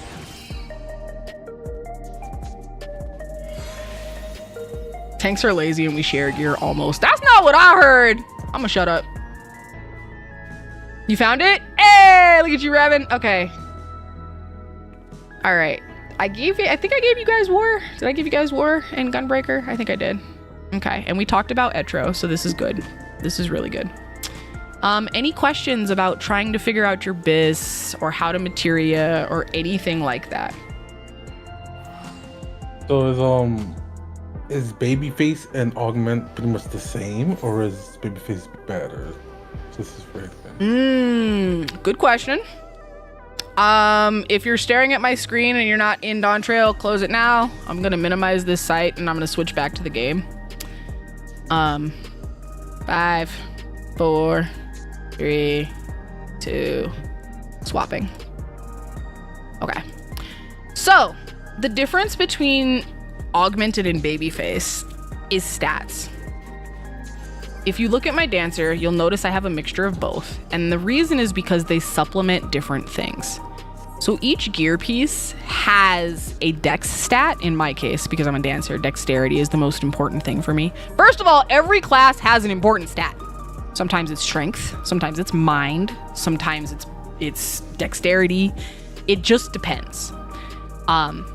Every piece of gear that you put on will have a big stat number as your leading number. You have your item level across the top. You have your item level across the top, and then you have your bonus stats, right? The first one will always be your stat. This is the one that you want to pay attention to. So if you don't know what your stat is, this is how you find out. Look at one of your pieces of gear. What is the first thing listed there? Oh, look, mine is dexterity. I am a dancer. Dexterity is important to me. Noted. Those are your attribute stats, by the way. And then you have substats that you want to pay attention to. For me, crit, direct hit, and determination in that order, from most to least important. These are also different depending upon the class that you're playing. I can help you figure out what these are, but I would encourage you to figure out what they are before you start doing anything else, because this can help you start to think for yourself when it comes to gearing. Let's say you look up BIS for something, you don't have access to the pieces, but you found something comparable that you do have access to. The way you determine whether or not you're going to use it are these substats. What are those numbers and what is it prioritizing? So, the difference between Babyface, which is the rating gear, and Historia, which is the tome gear, is which substat it feeds into. So for me, what is this? Yeah. It still has crit rate and direct hit on the Historia piece for the chest. But if I go over here and I look at this piece, I'm gonna look at the Savage, or no, I'm gonna look at the normal one because that's also no, it's not. It's 740. Crazy work. I'll look at the Savage one. If I go over here and I look at this chest piece, it's got skill speed instead. I'm a dancer. I don't need skill speed.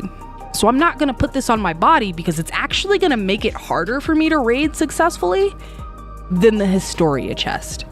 So in this particular instance, the fact that this substat hurts me and doesn't help me is how I know which one to choose. I'm gonna go with the one that has 2 of my substats, crit and direct hit, over the one that only has 1. Does that answer your question? Yeah, that actually makes a lot of sense. Okay. So yes, oftentimes best in slot builds will end up being a mixture of both, and that is the reason why.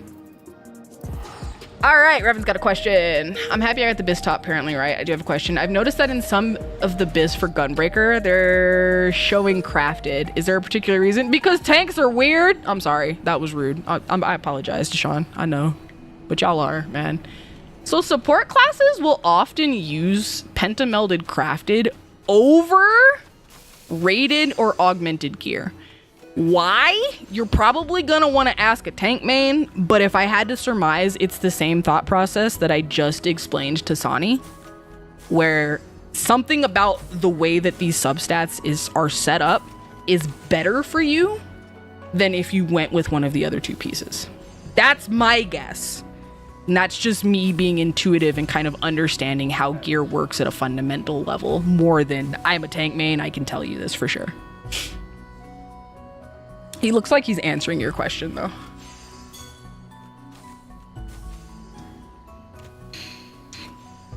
Astro also did the same thing. Yeah, it's really, really strange, and they are one-offs. And so, you know, earlier when I was talking about augmented crafted, and I said in some cases it might be better for you, that's the kind of thing that I was talking about. There are some cases where support classes will keep a crafted piece of gear, in which case getting the augmented version may actually be the smarter play. But it is very situational and it is very niche.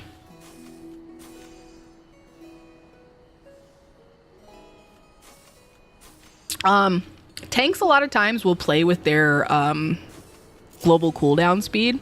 You'll hear it called GCDs. GCD stands for global cooldown. I don't know if you've noticed, if you have a button you can press right now, you can actually look. Anytime you press a button, it is 2.5 seconds before you can press another one. Generally speaking, it can be changed. Mine is 2.5 because I'm pretty imperfect and I'm supposed to be 2.5 as a BIS dancer, but that's not true for tanks. That's not even true for healers sometimes, or casters. To find out what your GCD speed is, mouse over one of your buttons and look at the recast number. What does it say? Does it say 2.5? Does it say 2.46? Does it say 2.13? I can guarantee you it's different unless you have gone out of your way to make it 2.5.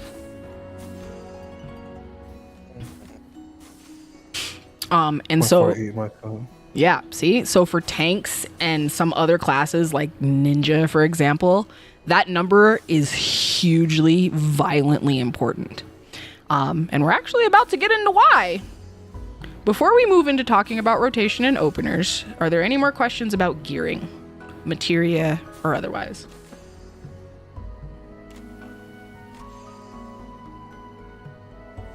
You guys had a lot of questions about gear and stuff today. That's kind of awesome.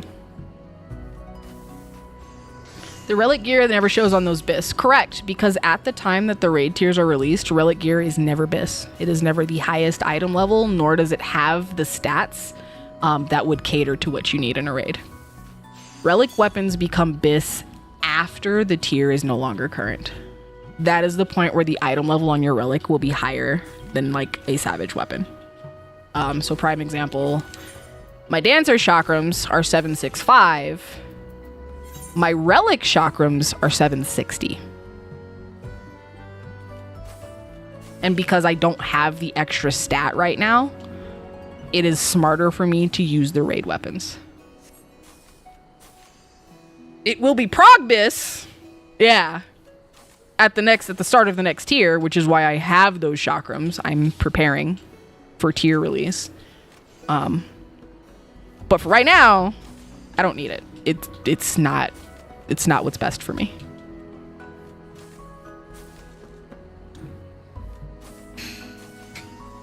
In any case, we're going to get into talking about that global cooldown and your timers right now and why that is so largely important.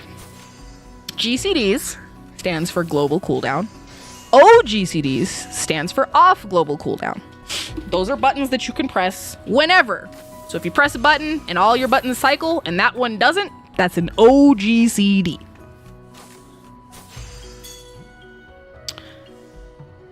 Yes, we are about to talk about 2-minute windows. And the reason why your GCD number is important and raiders pay attention to it is because of something called the 2-minute window. I want you guys to switch to the class that you plan on raiding with for me. Go ahead and put that on. And I want you to start looking at your abilities. I want you to mouse over them. There's a lot of information in this window. It tells you what it does. It tells you recast time. It tells you how long it takes to cast the thing. The thing that I want you to look for is a recast time that says 120 with 2 zeros after it. Find that for me, please. Find that ability on your hotbar for me. If you don't have it on your hotbar, go into your actions and traits, find it, and add it immediately.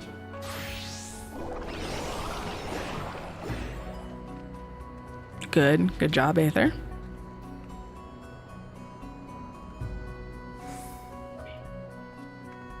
Can you repeat that, please? So your hotbar, right? You know, if you run your mouse over it, how you get your little tutorial windows that pop up? Yep. One of your abilities will have a recast time of 120 seconds. I'd like you to find it for me. Okay. Change to the class.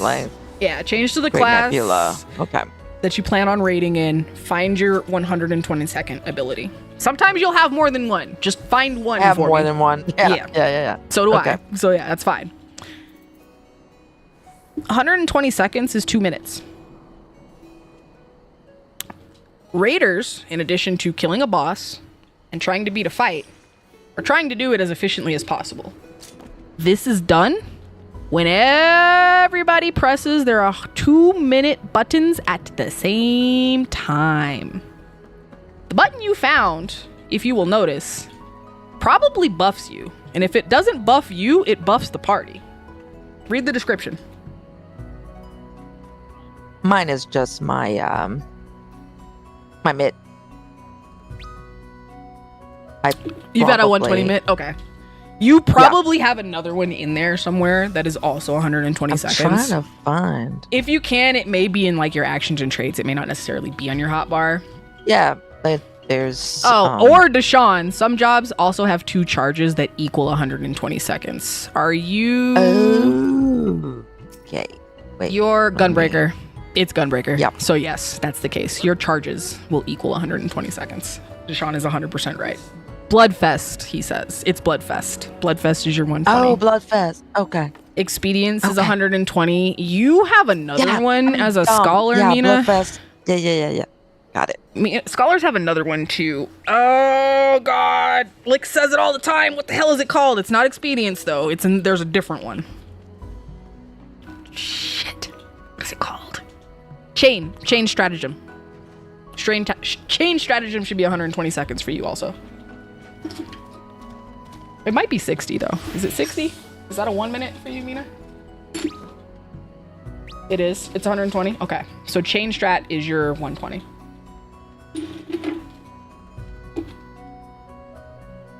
Raiders become efficient, do big damage, and do their best when they are all doing what's called their burst in their 2-minute window. There's a mini game going on while you fight and kill bosses. You're fighting and killing the bosses, which is a game in and of itself. But there is also a mini game in the form of a proper opener and rotation that will line your buffs and strongest attacks up with the buffs and strongest attacks of the rest of your party. This is part of where the description of raiding being like a dance comes from. It is a choreographed dance where you are all doing your most impressive backflips, kick flips, singing the highest note, twirling and swirling and throwing glitter out your face at the same time. Every single class that you can play in high end has a 2-minute window, has an opener. And your job and the way that you become a good raider is by mastering the 2-minute window beyond the first 2 minutes. At 2 minutes, you'll hit a bunch of burst buttons. At 1 minute, you'll hit about half of those. And then when 2 minutes comes up again, you'll hit the same burst buttons you hit the first time.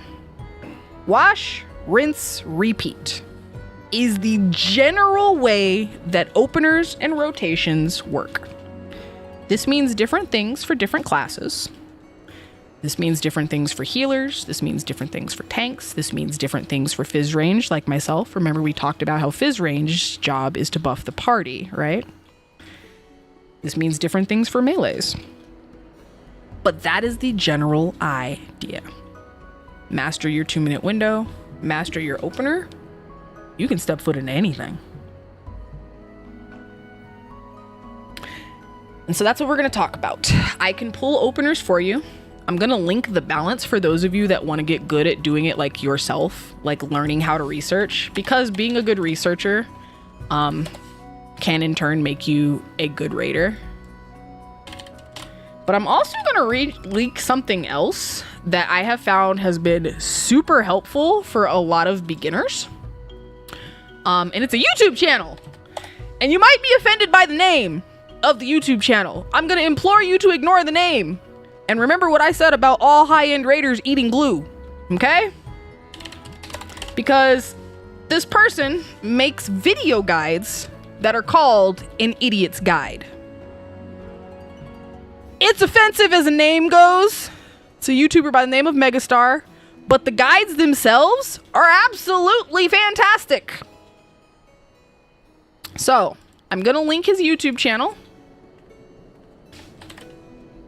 He doesn't tell you how to play your class so much as explains all of your abilities in the order that you will unlock them and what is good to use once you get to certain levels.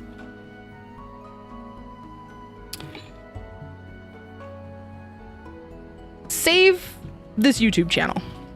Anytime I go to try to learn a new class, I'm here. I'm looking at Megastar's video first, bro, because I can't be asked to try to puzzle stuff out on my own every single time. Sometimes I like a voice that comes and tells me what buttons do. You know what I mean? And so, shout out to Megastar. It is very concise. He has a tendency to update these per expansion. And so, you should, for all intents and purposes, have a proper updated guide to your buttons in the form of video. Let me swap windows to the balance. Where are you? There you are.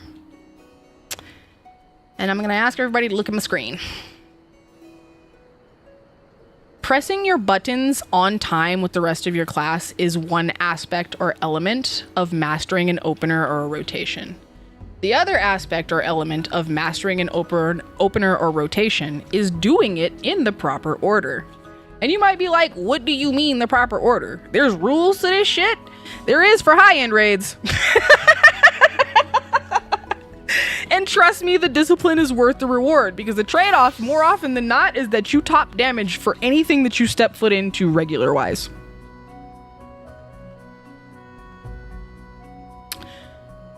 So, I'm going to use Dancer as my example because this is my mastery class. But I can pull up another one and kind of talk you through it if that would be more desirable. I've pointed this out to you in the past. This section here with the openers and the infographics.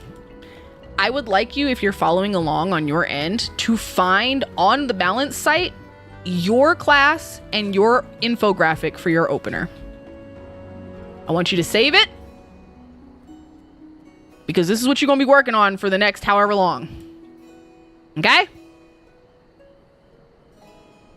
If you're a monk, Godspeed and good luck. Yes, you have to save them all. I know. It's awful. But you got this. Monk has 6 or 7 openers. They are all situational. It depends on your team comp.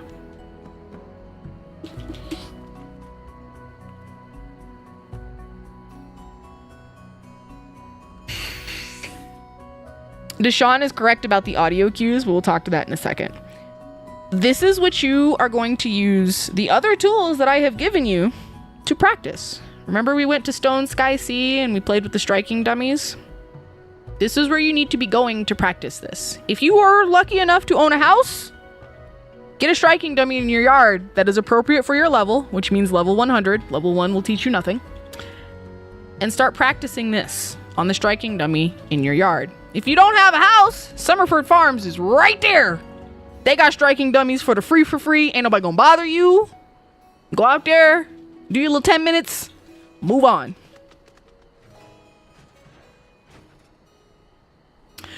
So, an opener is your 2-minute burst. If you successfully execute your 2-minute burst and you understand how to play your class and the rules of playing your class, your 1-minute burst, because you have two bursts. You have a 2-minute, which is your most powerful. It lines up your buffs. It does all the good stuff. That's your heavy hitter. You know you do not want to miss a 2-minute. It's like the worst thing you could do for yourself in a raid.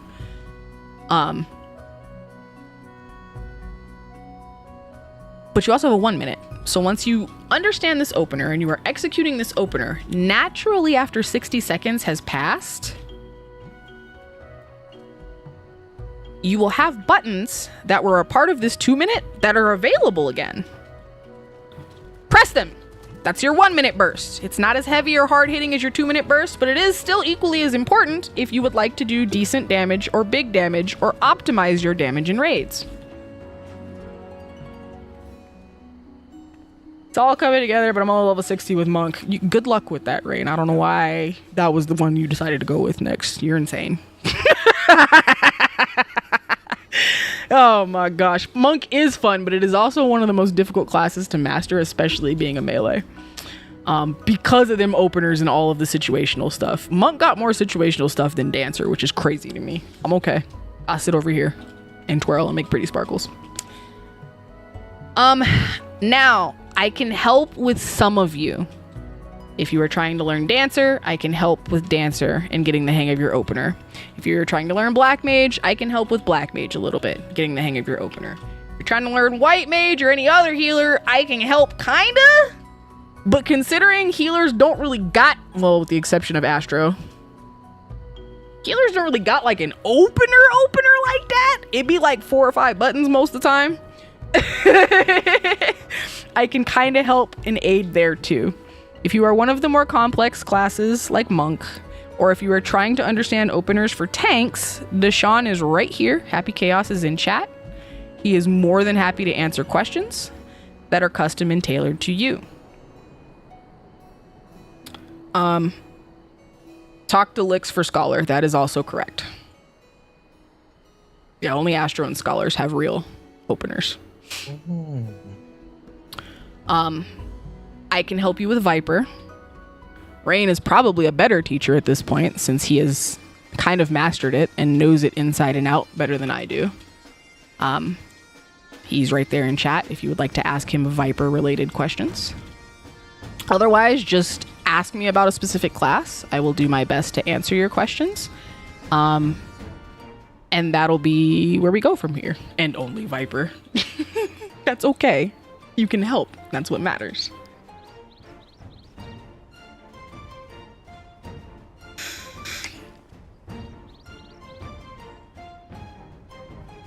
So yes, there are Dawn Trail dummies that you can get with sacks of nuts. There is now, thanks to the Arkveld EX, or just the Arkveld fight in general, there is a level 100 one that you can get from that counter as well. It's kind of cute. They're the same. There are three things really that go into mastering any and every raid. And we've talked about a lot of stuff at length in detail today, but it really just boils down to this. Number one, persistence. Persistence, ability to take feedback and keep going, even though it's challenging, even though it's kind of tough, right? If you don't have that, if you can't listen when someone's trying to tell you something, if you can't keep going back, banging your head against the wall, despite the fact that you've fallen down 10, 20, 30, 50, 80, 120 times, you won't clear. This may not be a bad thing for you. You may hear it out and be like, all right, and I just don't clear, bro. I'm done. That's fine. That's okay. 1000%. But you do need persistence and you do need the ability to be comfortable making mistakes to get anywhere. That means if we're raiding and Mina uses chain strat, not at the 2 minute, but 45 seconds in for some reason, and I go, hey Mina, if you use that at the start with your opener, everyone will do more damage. If she goes, all right, cool, and she tries it and it works, everybody happy. If I go, hey Mina, you're using that like 45 seconds late, dog, you want to use that in your opener at the 2 minutes, and she goes, I think I know how to play Scholar. I've never even seen you play Scholar. I think I got this, thanks. Everyone suffers. Not just Mina. Mina's teammates. Chances of success in clearing the raid drop. Because instead of listening to me, and at the very least trying it, just to see, there's no harm, right? We gonna fall on the ground anyway at some point, right? I might as well give it a go like 2 or 3 times. Instead of doing that, she got offended that I was quote unquote nitpicking her playstyle. I don't pay her sub. She's never seen me play Scholar, so I obviously don't know what I'm talking about. Closed off, we're defensive, we're not listening. We have closed ourselves off to the ability to progress. We have closed ourselves off to the ability to keep being persistent, because the spirit does die after a while, okay? I know that sounds really bleak, but it's true. There's only so many times you can slam your head against the wall and not get nowhere before you do feel a little sad about it. I'm a veteran raider, and it's true for me. Deshaun can agree with me on that. Lix would agree with me on that. I'm sure even Session would agree with me on that. It sucks. You really want to accomplish this thing. You're trying your best and you're not getting anywhere. That is frustrating. It's human nature to be frustrated at that. That's natural. So be open to advice, not criticism. Advice. Be open to explaining your thought process. Be open to accepting others as well. Especially if those others are someone that have been through the shit, right? You got someone that's a level 18 Arcanist going, I heard there's an ability called Chain Strat, and I know you're using it wrong. Obviously, I'm not telling you to listen to those people. That's not advice. It's not even constructive. You don't know. You really don't know what you're talking about. You don't even have Scholar unlocked. You know what I'm saying? Like, you really don't. But if someone coming to you that raids, even if they're not a healer main, even if they're not a Scholar main, goes, hey, I know Chain Strat is a thing. Can you pop that in with your opener? They're not telling you that because they think they know how to play Scholar. They're telling you that because they're used to the benefit of Chain Strat. And they're not seeing their benefit anymore, and they want you to make them see the benefit again. That's where that's coming from. You have the perfect example of constructive criticism. Let me find it. I'm terrified. But yes, and I think that's where a lot of stuff gets like lost in translation. Everybody wants to help, everybody wants to give good advice. Some people really ain't got the mouth for it though, right? Sometimes instead of going, hey, your change strat is out of place, they go, why are you playing Scholar like a jackass? That's not helpful. What do you mean? There wasn't a lick of information I could have taken from that would have benefited me or anybody else in this call. Why? You feel better? Cool. Now can I get some actual help? Like, and this is a funny thing, and Lix will say it all the time, and I will say it all the time. There are people that talk like Gordon Ramsay that exist, but they're helpful. Your tolerance for that is gonna vary. Tolerance for that is definitely gonna vary from person to person. Me personally, I don't really care if you call me a jackass if you actually explain what I'm doing wrong in the process. If you look at me and go, hey bruh, change strat is an opener button, you jackass. You need to be pressing that with the rest of your opener buttons. I got what I needed. You told me what I was doing wrong. You just called me a name in the process. So I'm gonna just glaze past the fact that you called me a name and I'm gonna take the advice. You know what I mean? But not everybody is like that. And so if you are not someone that is open to the Gordon Ramsay types, don't push back. Don't tell them they need to say it nicer. Just say okay and don't play with that person no more. Because they probably not gonna change. I'm just gonna tell you that right now. They exist. They are very, very intelligent, and most of the time they are wildly good raiders. But they're also not nice. And sometimes you just want to be around people that are nice. So if that's not your cup of tea, do not stay. Do not. The game got millions of players. There's others you can play with. It's fine. They're only helpful if they're telling me what I'm doing wrong. Yes. But some people will tell you what you're doing wrong and they're mean about it. So like, tolerance will vary. What is this? Oh, okay. Yeah, this is constructive criticism. So Deshaun put a picture in the call chat of, it looks like a breakdown of a black mage rotation. That triple cast that just says bad.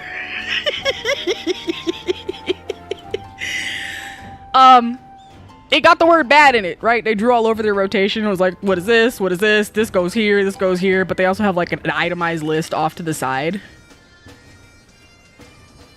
This is constructive. This is constructive. So just to kind of give you a gauge, right? This is constructive. And I can only surmise that this was asked for. Like somebody asked for this as constructive feedback. He did write the word bad, which I personally find funny, but that may not be your cup of tea.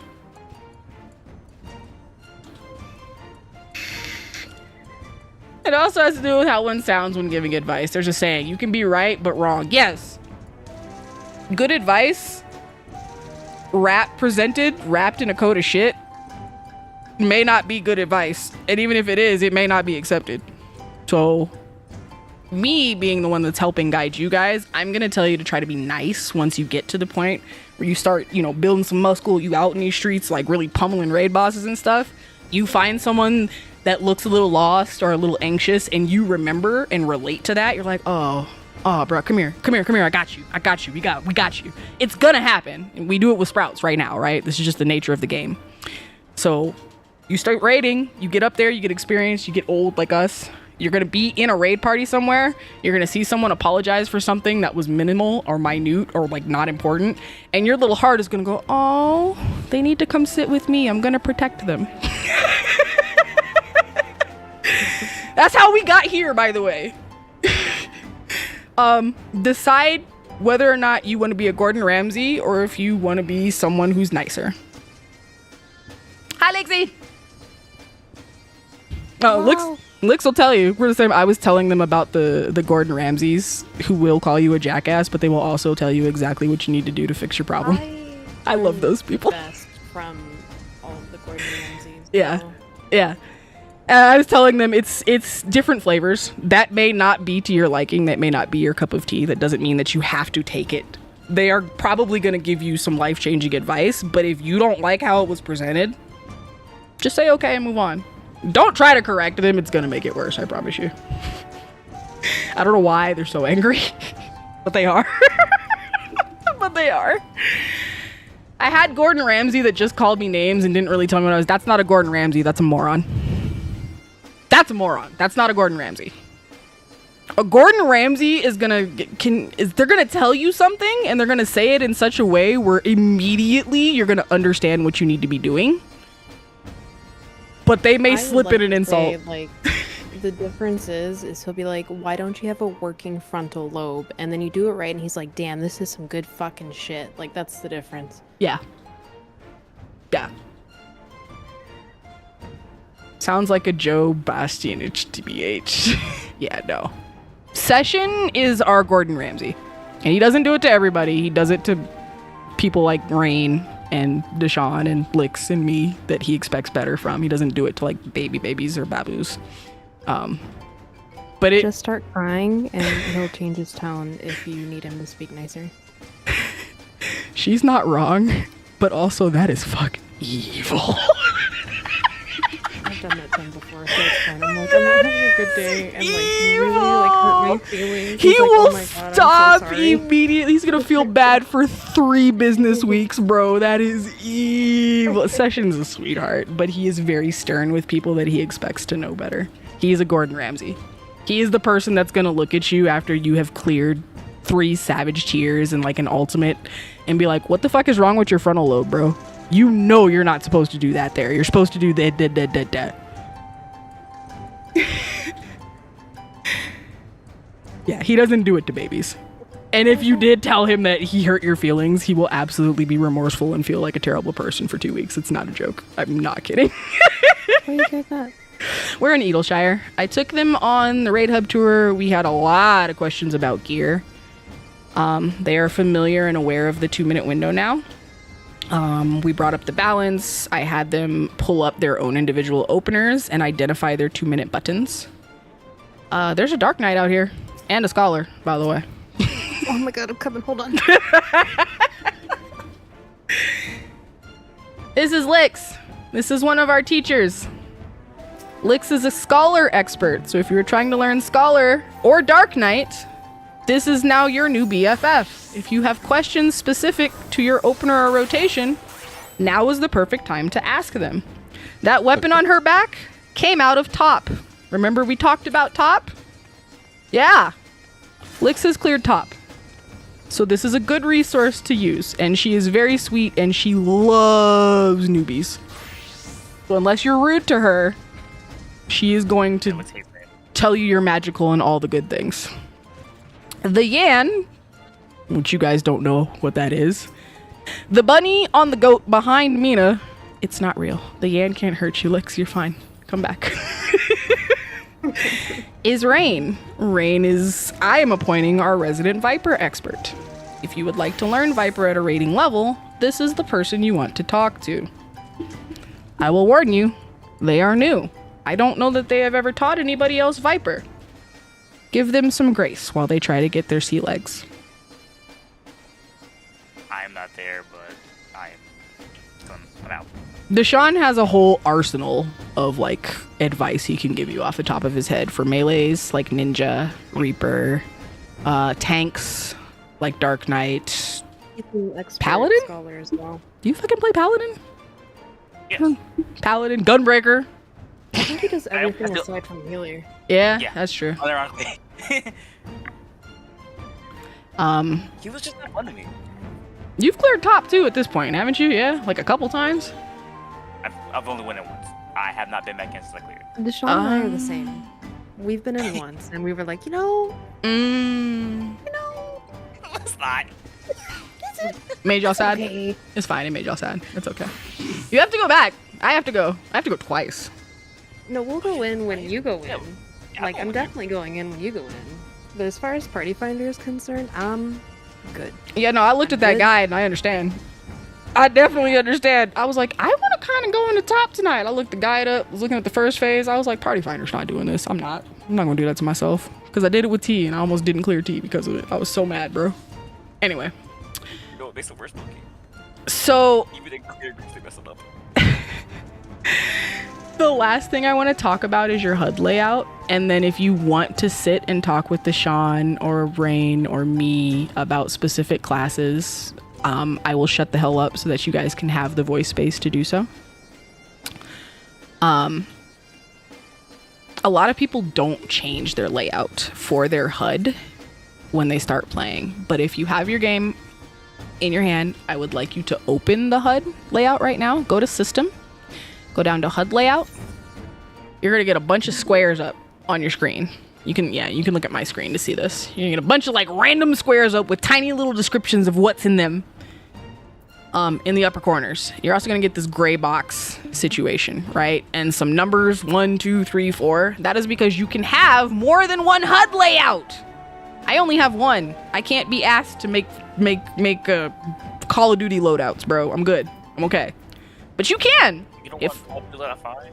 I might make a second HUD layout when I take up being a crafter main. But until that point, we're going to stay on the same one because I don't need it. There's no reason. Literally no reason. I am going to walk you through doing one very important thing, and then I'm going to talk about some of the stuff that I look at while I'm raiding. But beyond that,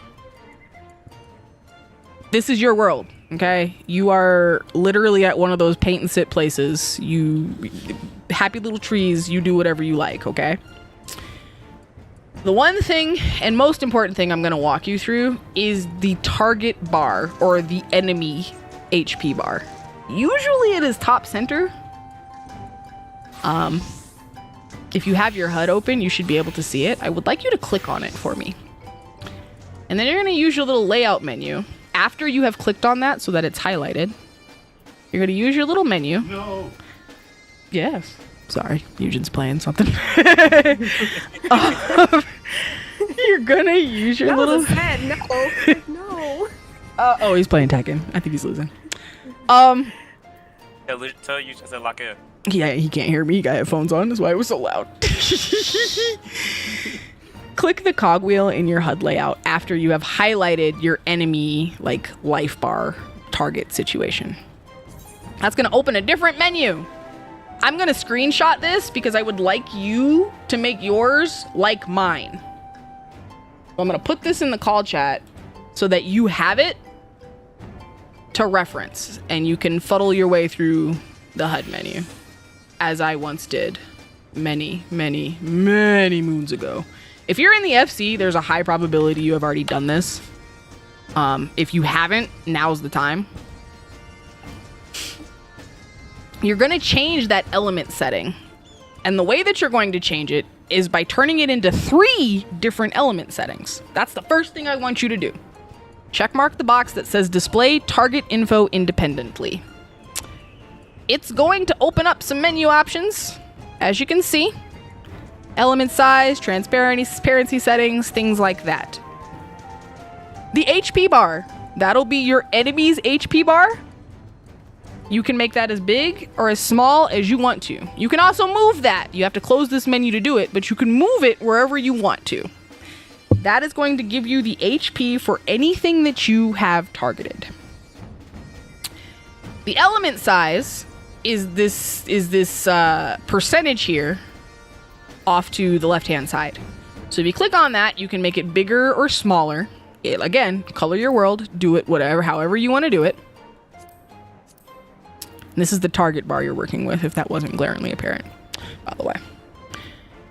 And then you have this transparency setting, which is this little knob dial. All of mine are set to 0 because this is information that I need to take in. I don't want it to be transparent at any point. I think that's really silly. But you can make it transparent if you want to. It's your world, again. Once you are done with this, you're going to hit save. And what you're going to end up with are 3 bars. A target info bar that has HP in parentheses, a target info bar that has progress bar in parentheses, and a target info bar that has status in parentheses. But explain what each of these things are. The target info bar I already explained. It is the hit points of whatever your character has targeted in game. It can be friendly, it can be enemy, it doesn't matter. Whatever you got targeted, it's going to show a bar for that. The status bar, yes, I am jumping down, are any status effects that are on whatever you have targeted.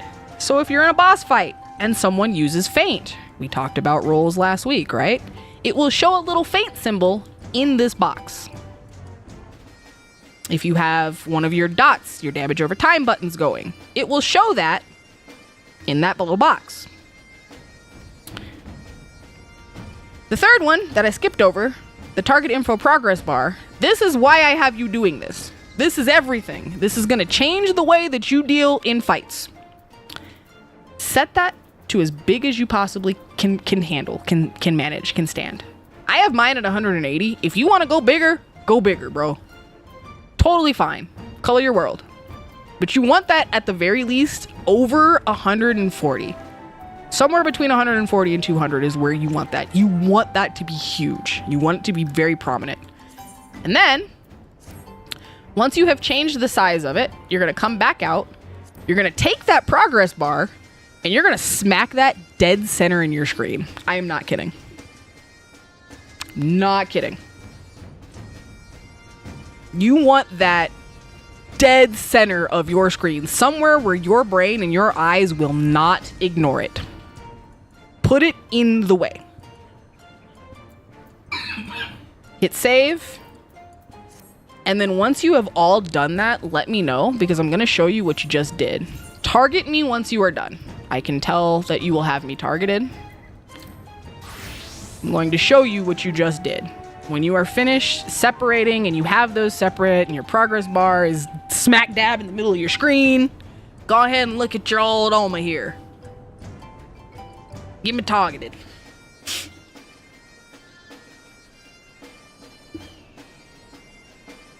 Okay, cool. I mean, you could do it too. Alright, good.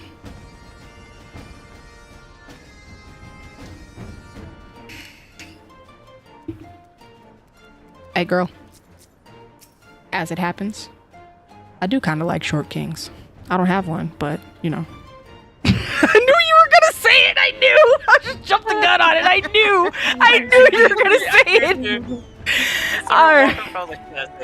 She's gonna say it. Okay, does everybody have me targeted? I want you to stay targeted on me if you're done. Okay. So, we separated health bar, status bar, and progress bar. Your status bar, I should have one now. I got a little regen symbol, yeah? You see it? Yes. Dope. Yep. Now, here's why I had you put the progress bar in your face. Ready? You can literally watch the countdown on casts now. Literally.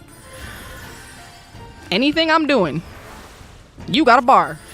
You can tell the exact moment it's going to go off.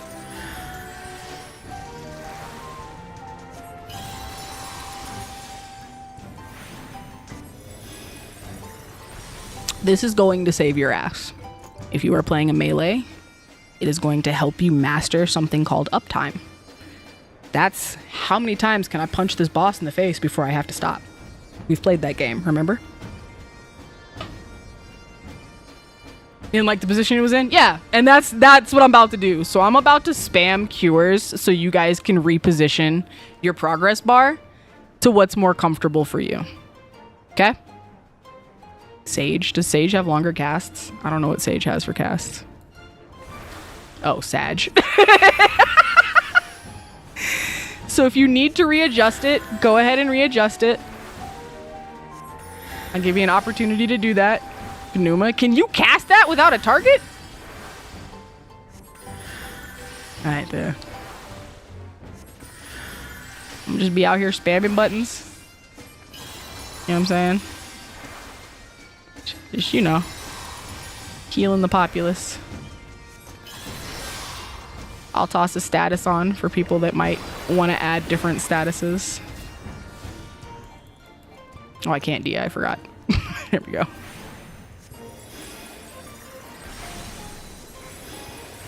So you put that somewhere that you know for sure you're not going to ignore it and that it will actually be beneficial to you. You can do the same with the status bar if you need to as well. But I want to make sure that you guys are good. Is the progress bar also the same as where they do like the one that has the red and orange flashy Yep. lights? Sure is. Yep. Yeah, it's all coming together now, isn't it?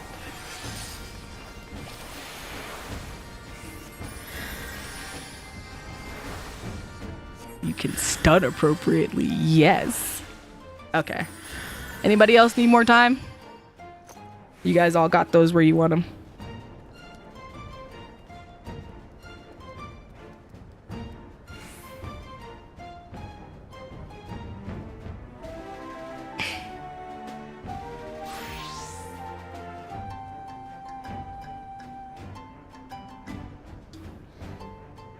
That is exactly what it's for. It's fantastic for knowing when to involve. It's fantastic for knowing when to interrupt. It's fantastic for knowing when to move out of orange. You think I'm joking. I play Black Mage for fun. I'll race you. I bet you I can get this fire 4 off before you hit me.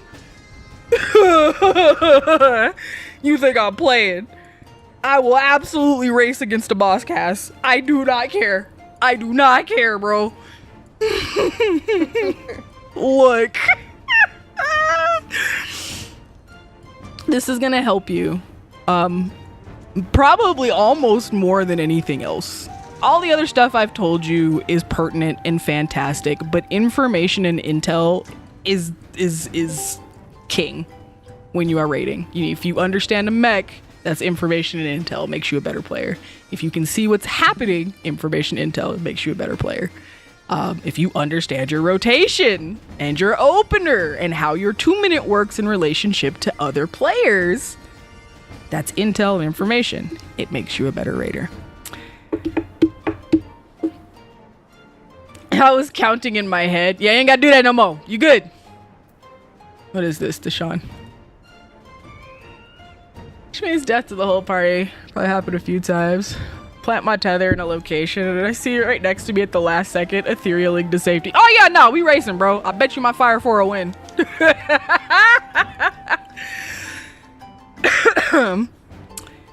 So yeah, are there...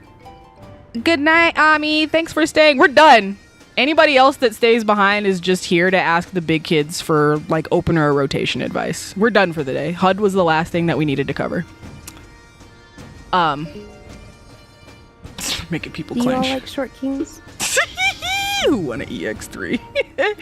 Going the long way. Let me introduce Session. Session is our resident. You're not even a Penta. You're a sex legend. Yeah, I got everything. Session has cleared every ultimate in the game multiple times. He plays multiple classes and can fill in routinely for any role. Ranged, melee, caster, healer, tank. He is also the Gordon Ramsay I mentioned, but not to you guys.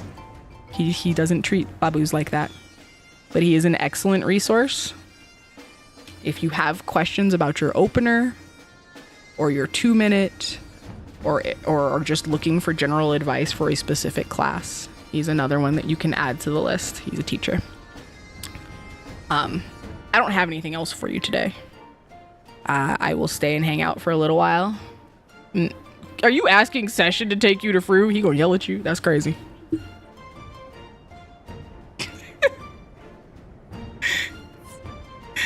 I'm not gonna necessarily yell at you, but I mean, I am part of the new Ultimate Rating events that's happening throughout the next 5 weeks. So realistically, what that means is we're going to be doing Fru.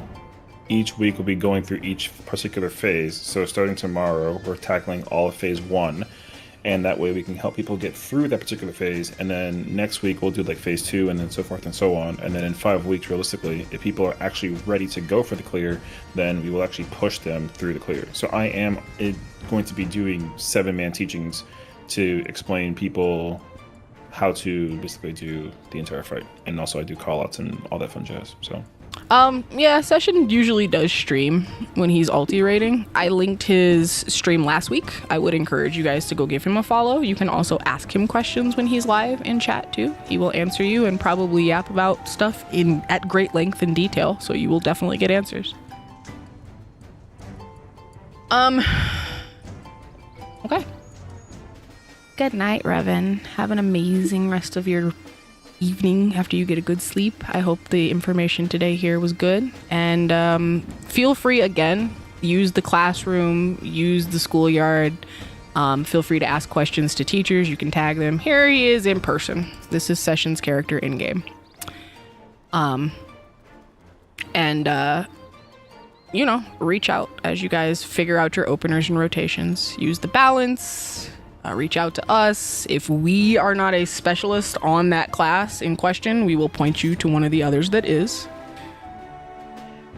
I think between all of us, we got pretty much everything covered. Don't ask me about Blue Mage. I can't help you.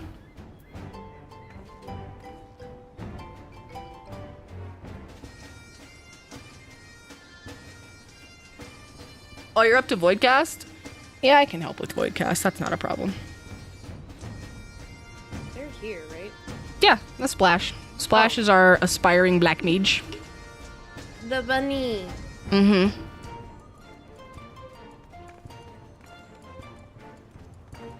Oh, let me kidnap y'all. I don't know if everyone wants to go. Oh, Aether Wallace can't go, but you can definitely ask questions. If you have Picto questions, Session's a decent resource, Aether Wallace. Is Afro playing Picto like that for real, for real? I mean, he is, and also, like, he dabbles between them, so... Okay. You got options. You do have options. Afro Panda is another good one for Picto. Okay. Getting some dummies for next class in that case. Yes, I'll homework you guys, but I do want you to go sit at a striking dummy for at least 10 minutes consistently going through your rotation. At least once this week. I'm going to let go of you. Wait, can you do Voidcast Dias on this character either? I'm sorry, what was the name of the cast? It's a fight. It's a trial. Splash needs to finish his post Endwalker stuff. I don't know where your character is. Ether, no. Okay. It's Golbez, so. Okay. Okay, then I will release you. You'll off free. Okay. Sani, did you want to go, or are you also trying to be free? I can go. Okay. Ami's offline. You can stay and hang out, though. Nobody has to leave if they don't want to. Like the call, I should say. Okay. I'll share my screen and you can kind of see how it works when you're in a fight together. All right, here goes Splash. Wait, that's Mina. Damn it. It jumped. I was trying to give Splash lead. And big kids. I don't know where Sanic is. You may want to invite. I see him standing here. Oh, Deshaun left. That's who left. Oh, there's Afro. Afro! I have a Picto Babu for you. Aether Wallace would like to learn Picto at a rating level. Okay. So, I'm doing introductions. Afro Panda is really, really good with casting in general, and Picto is their latest fascination, obsession. I don't know. What is Picto to you? What the hell are you two doing? Don't worry about it. Okay, you're right. Also, let me stop this stream because we are done teaching for the day.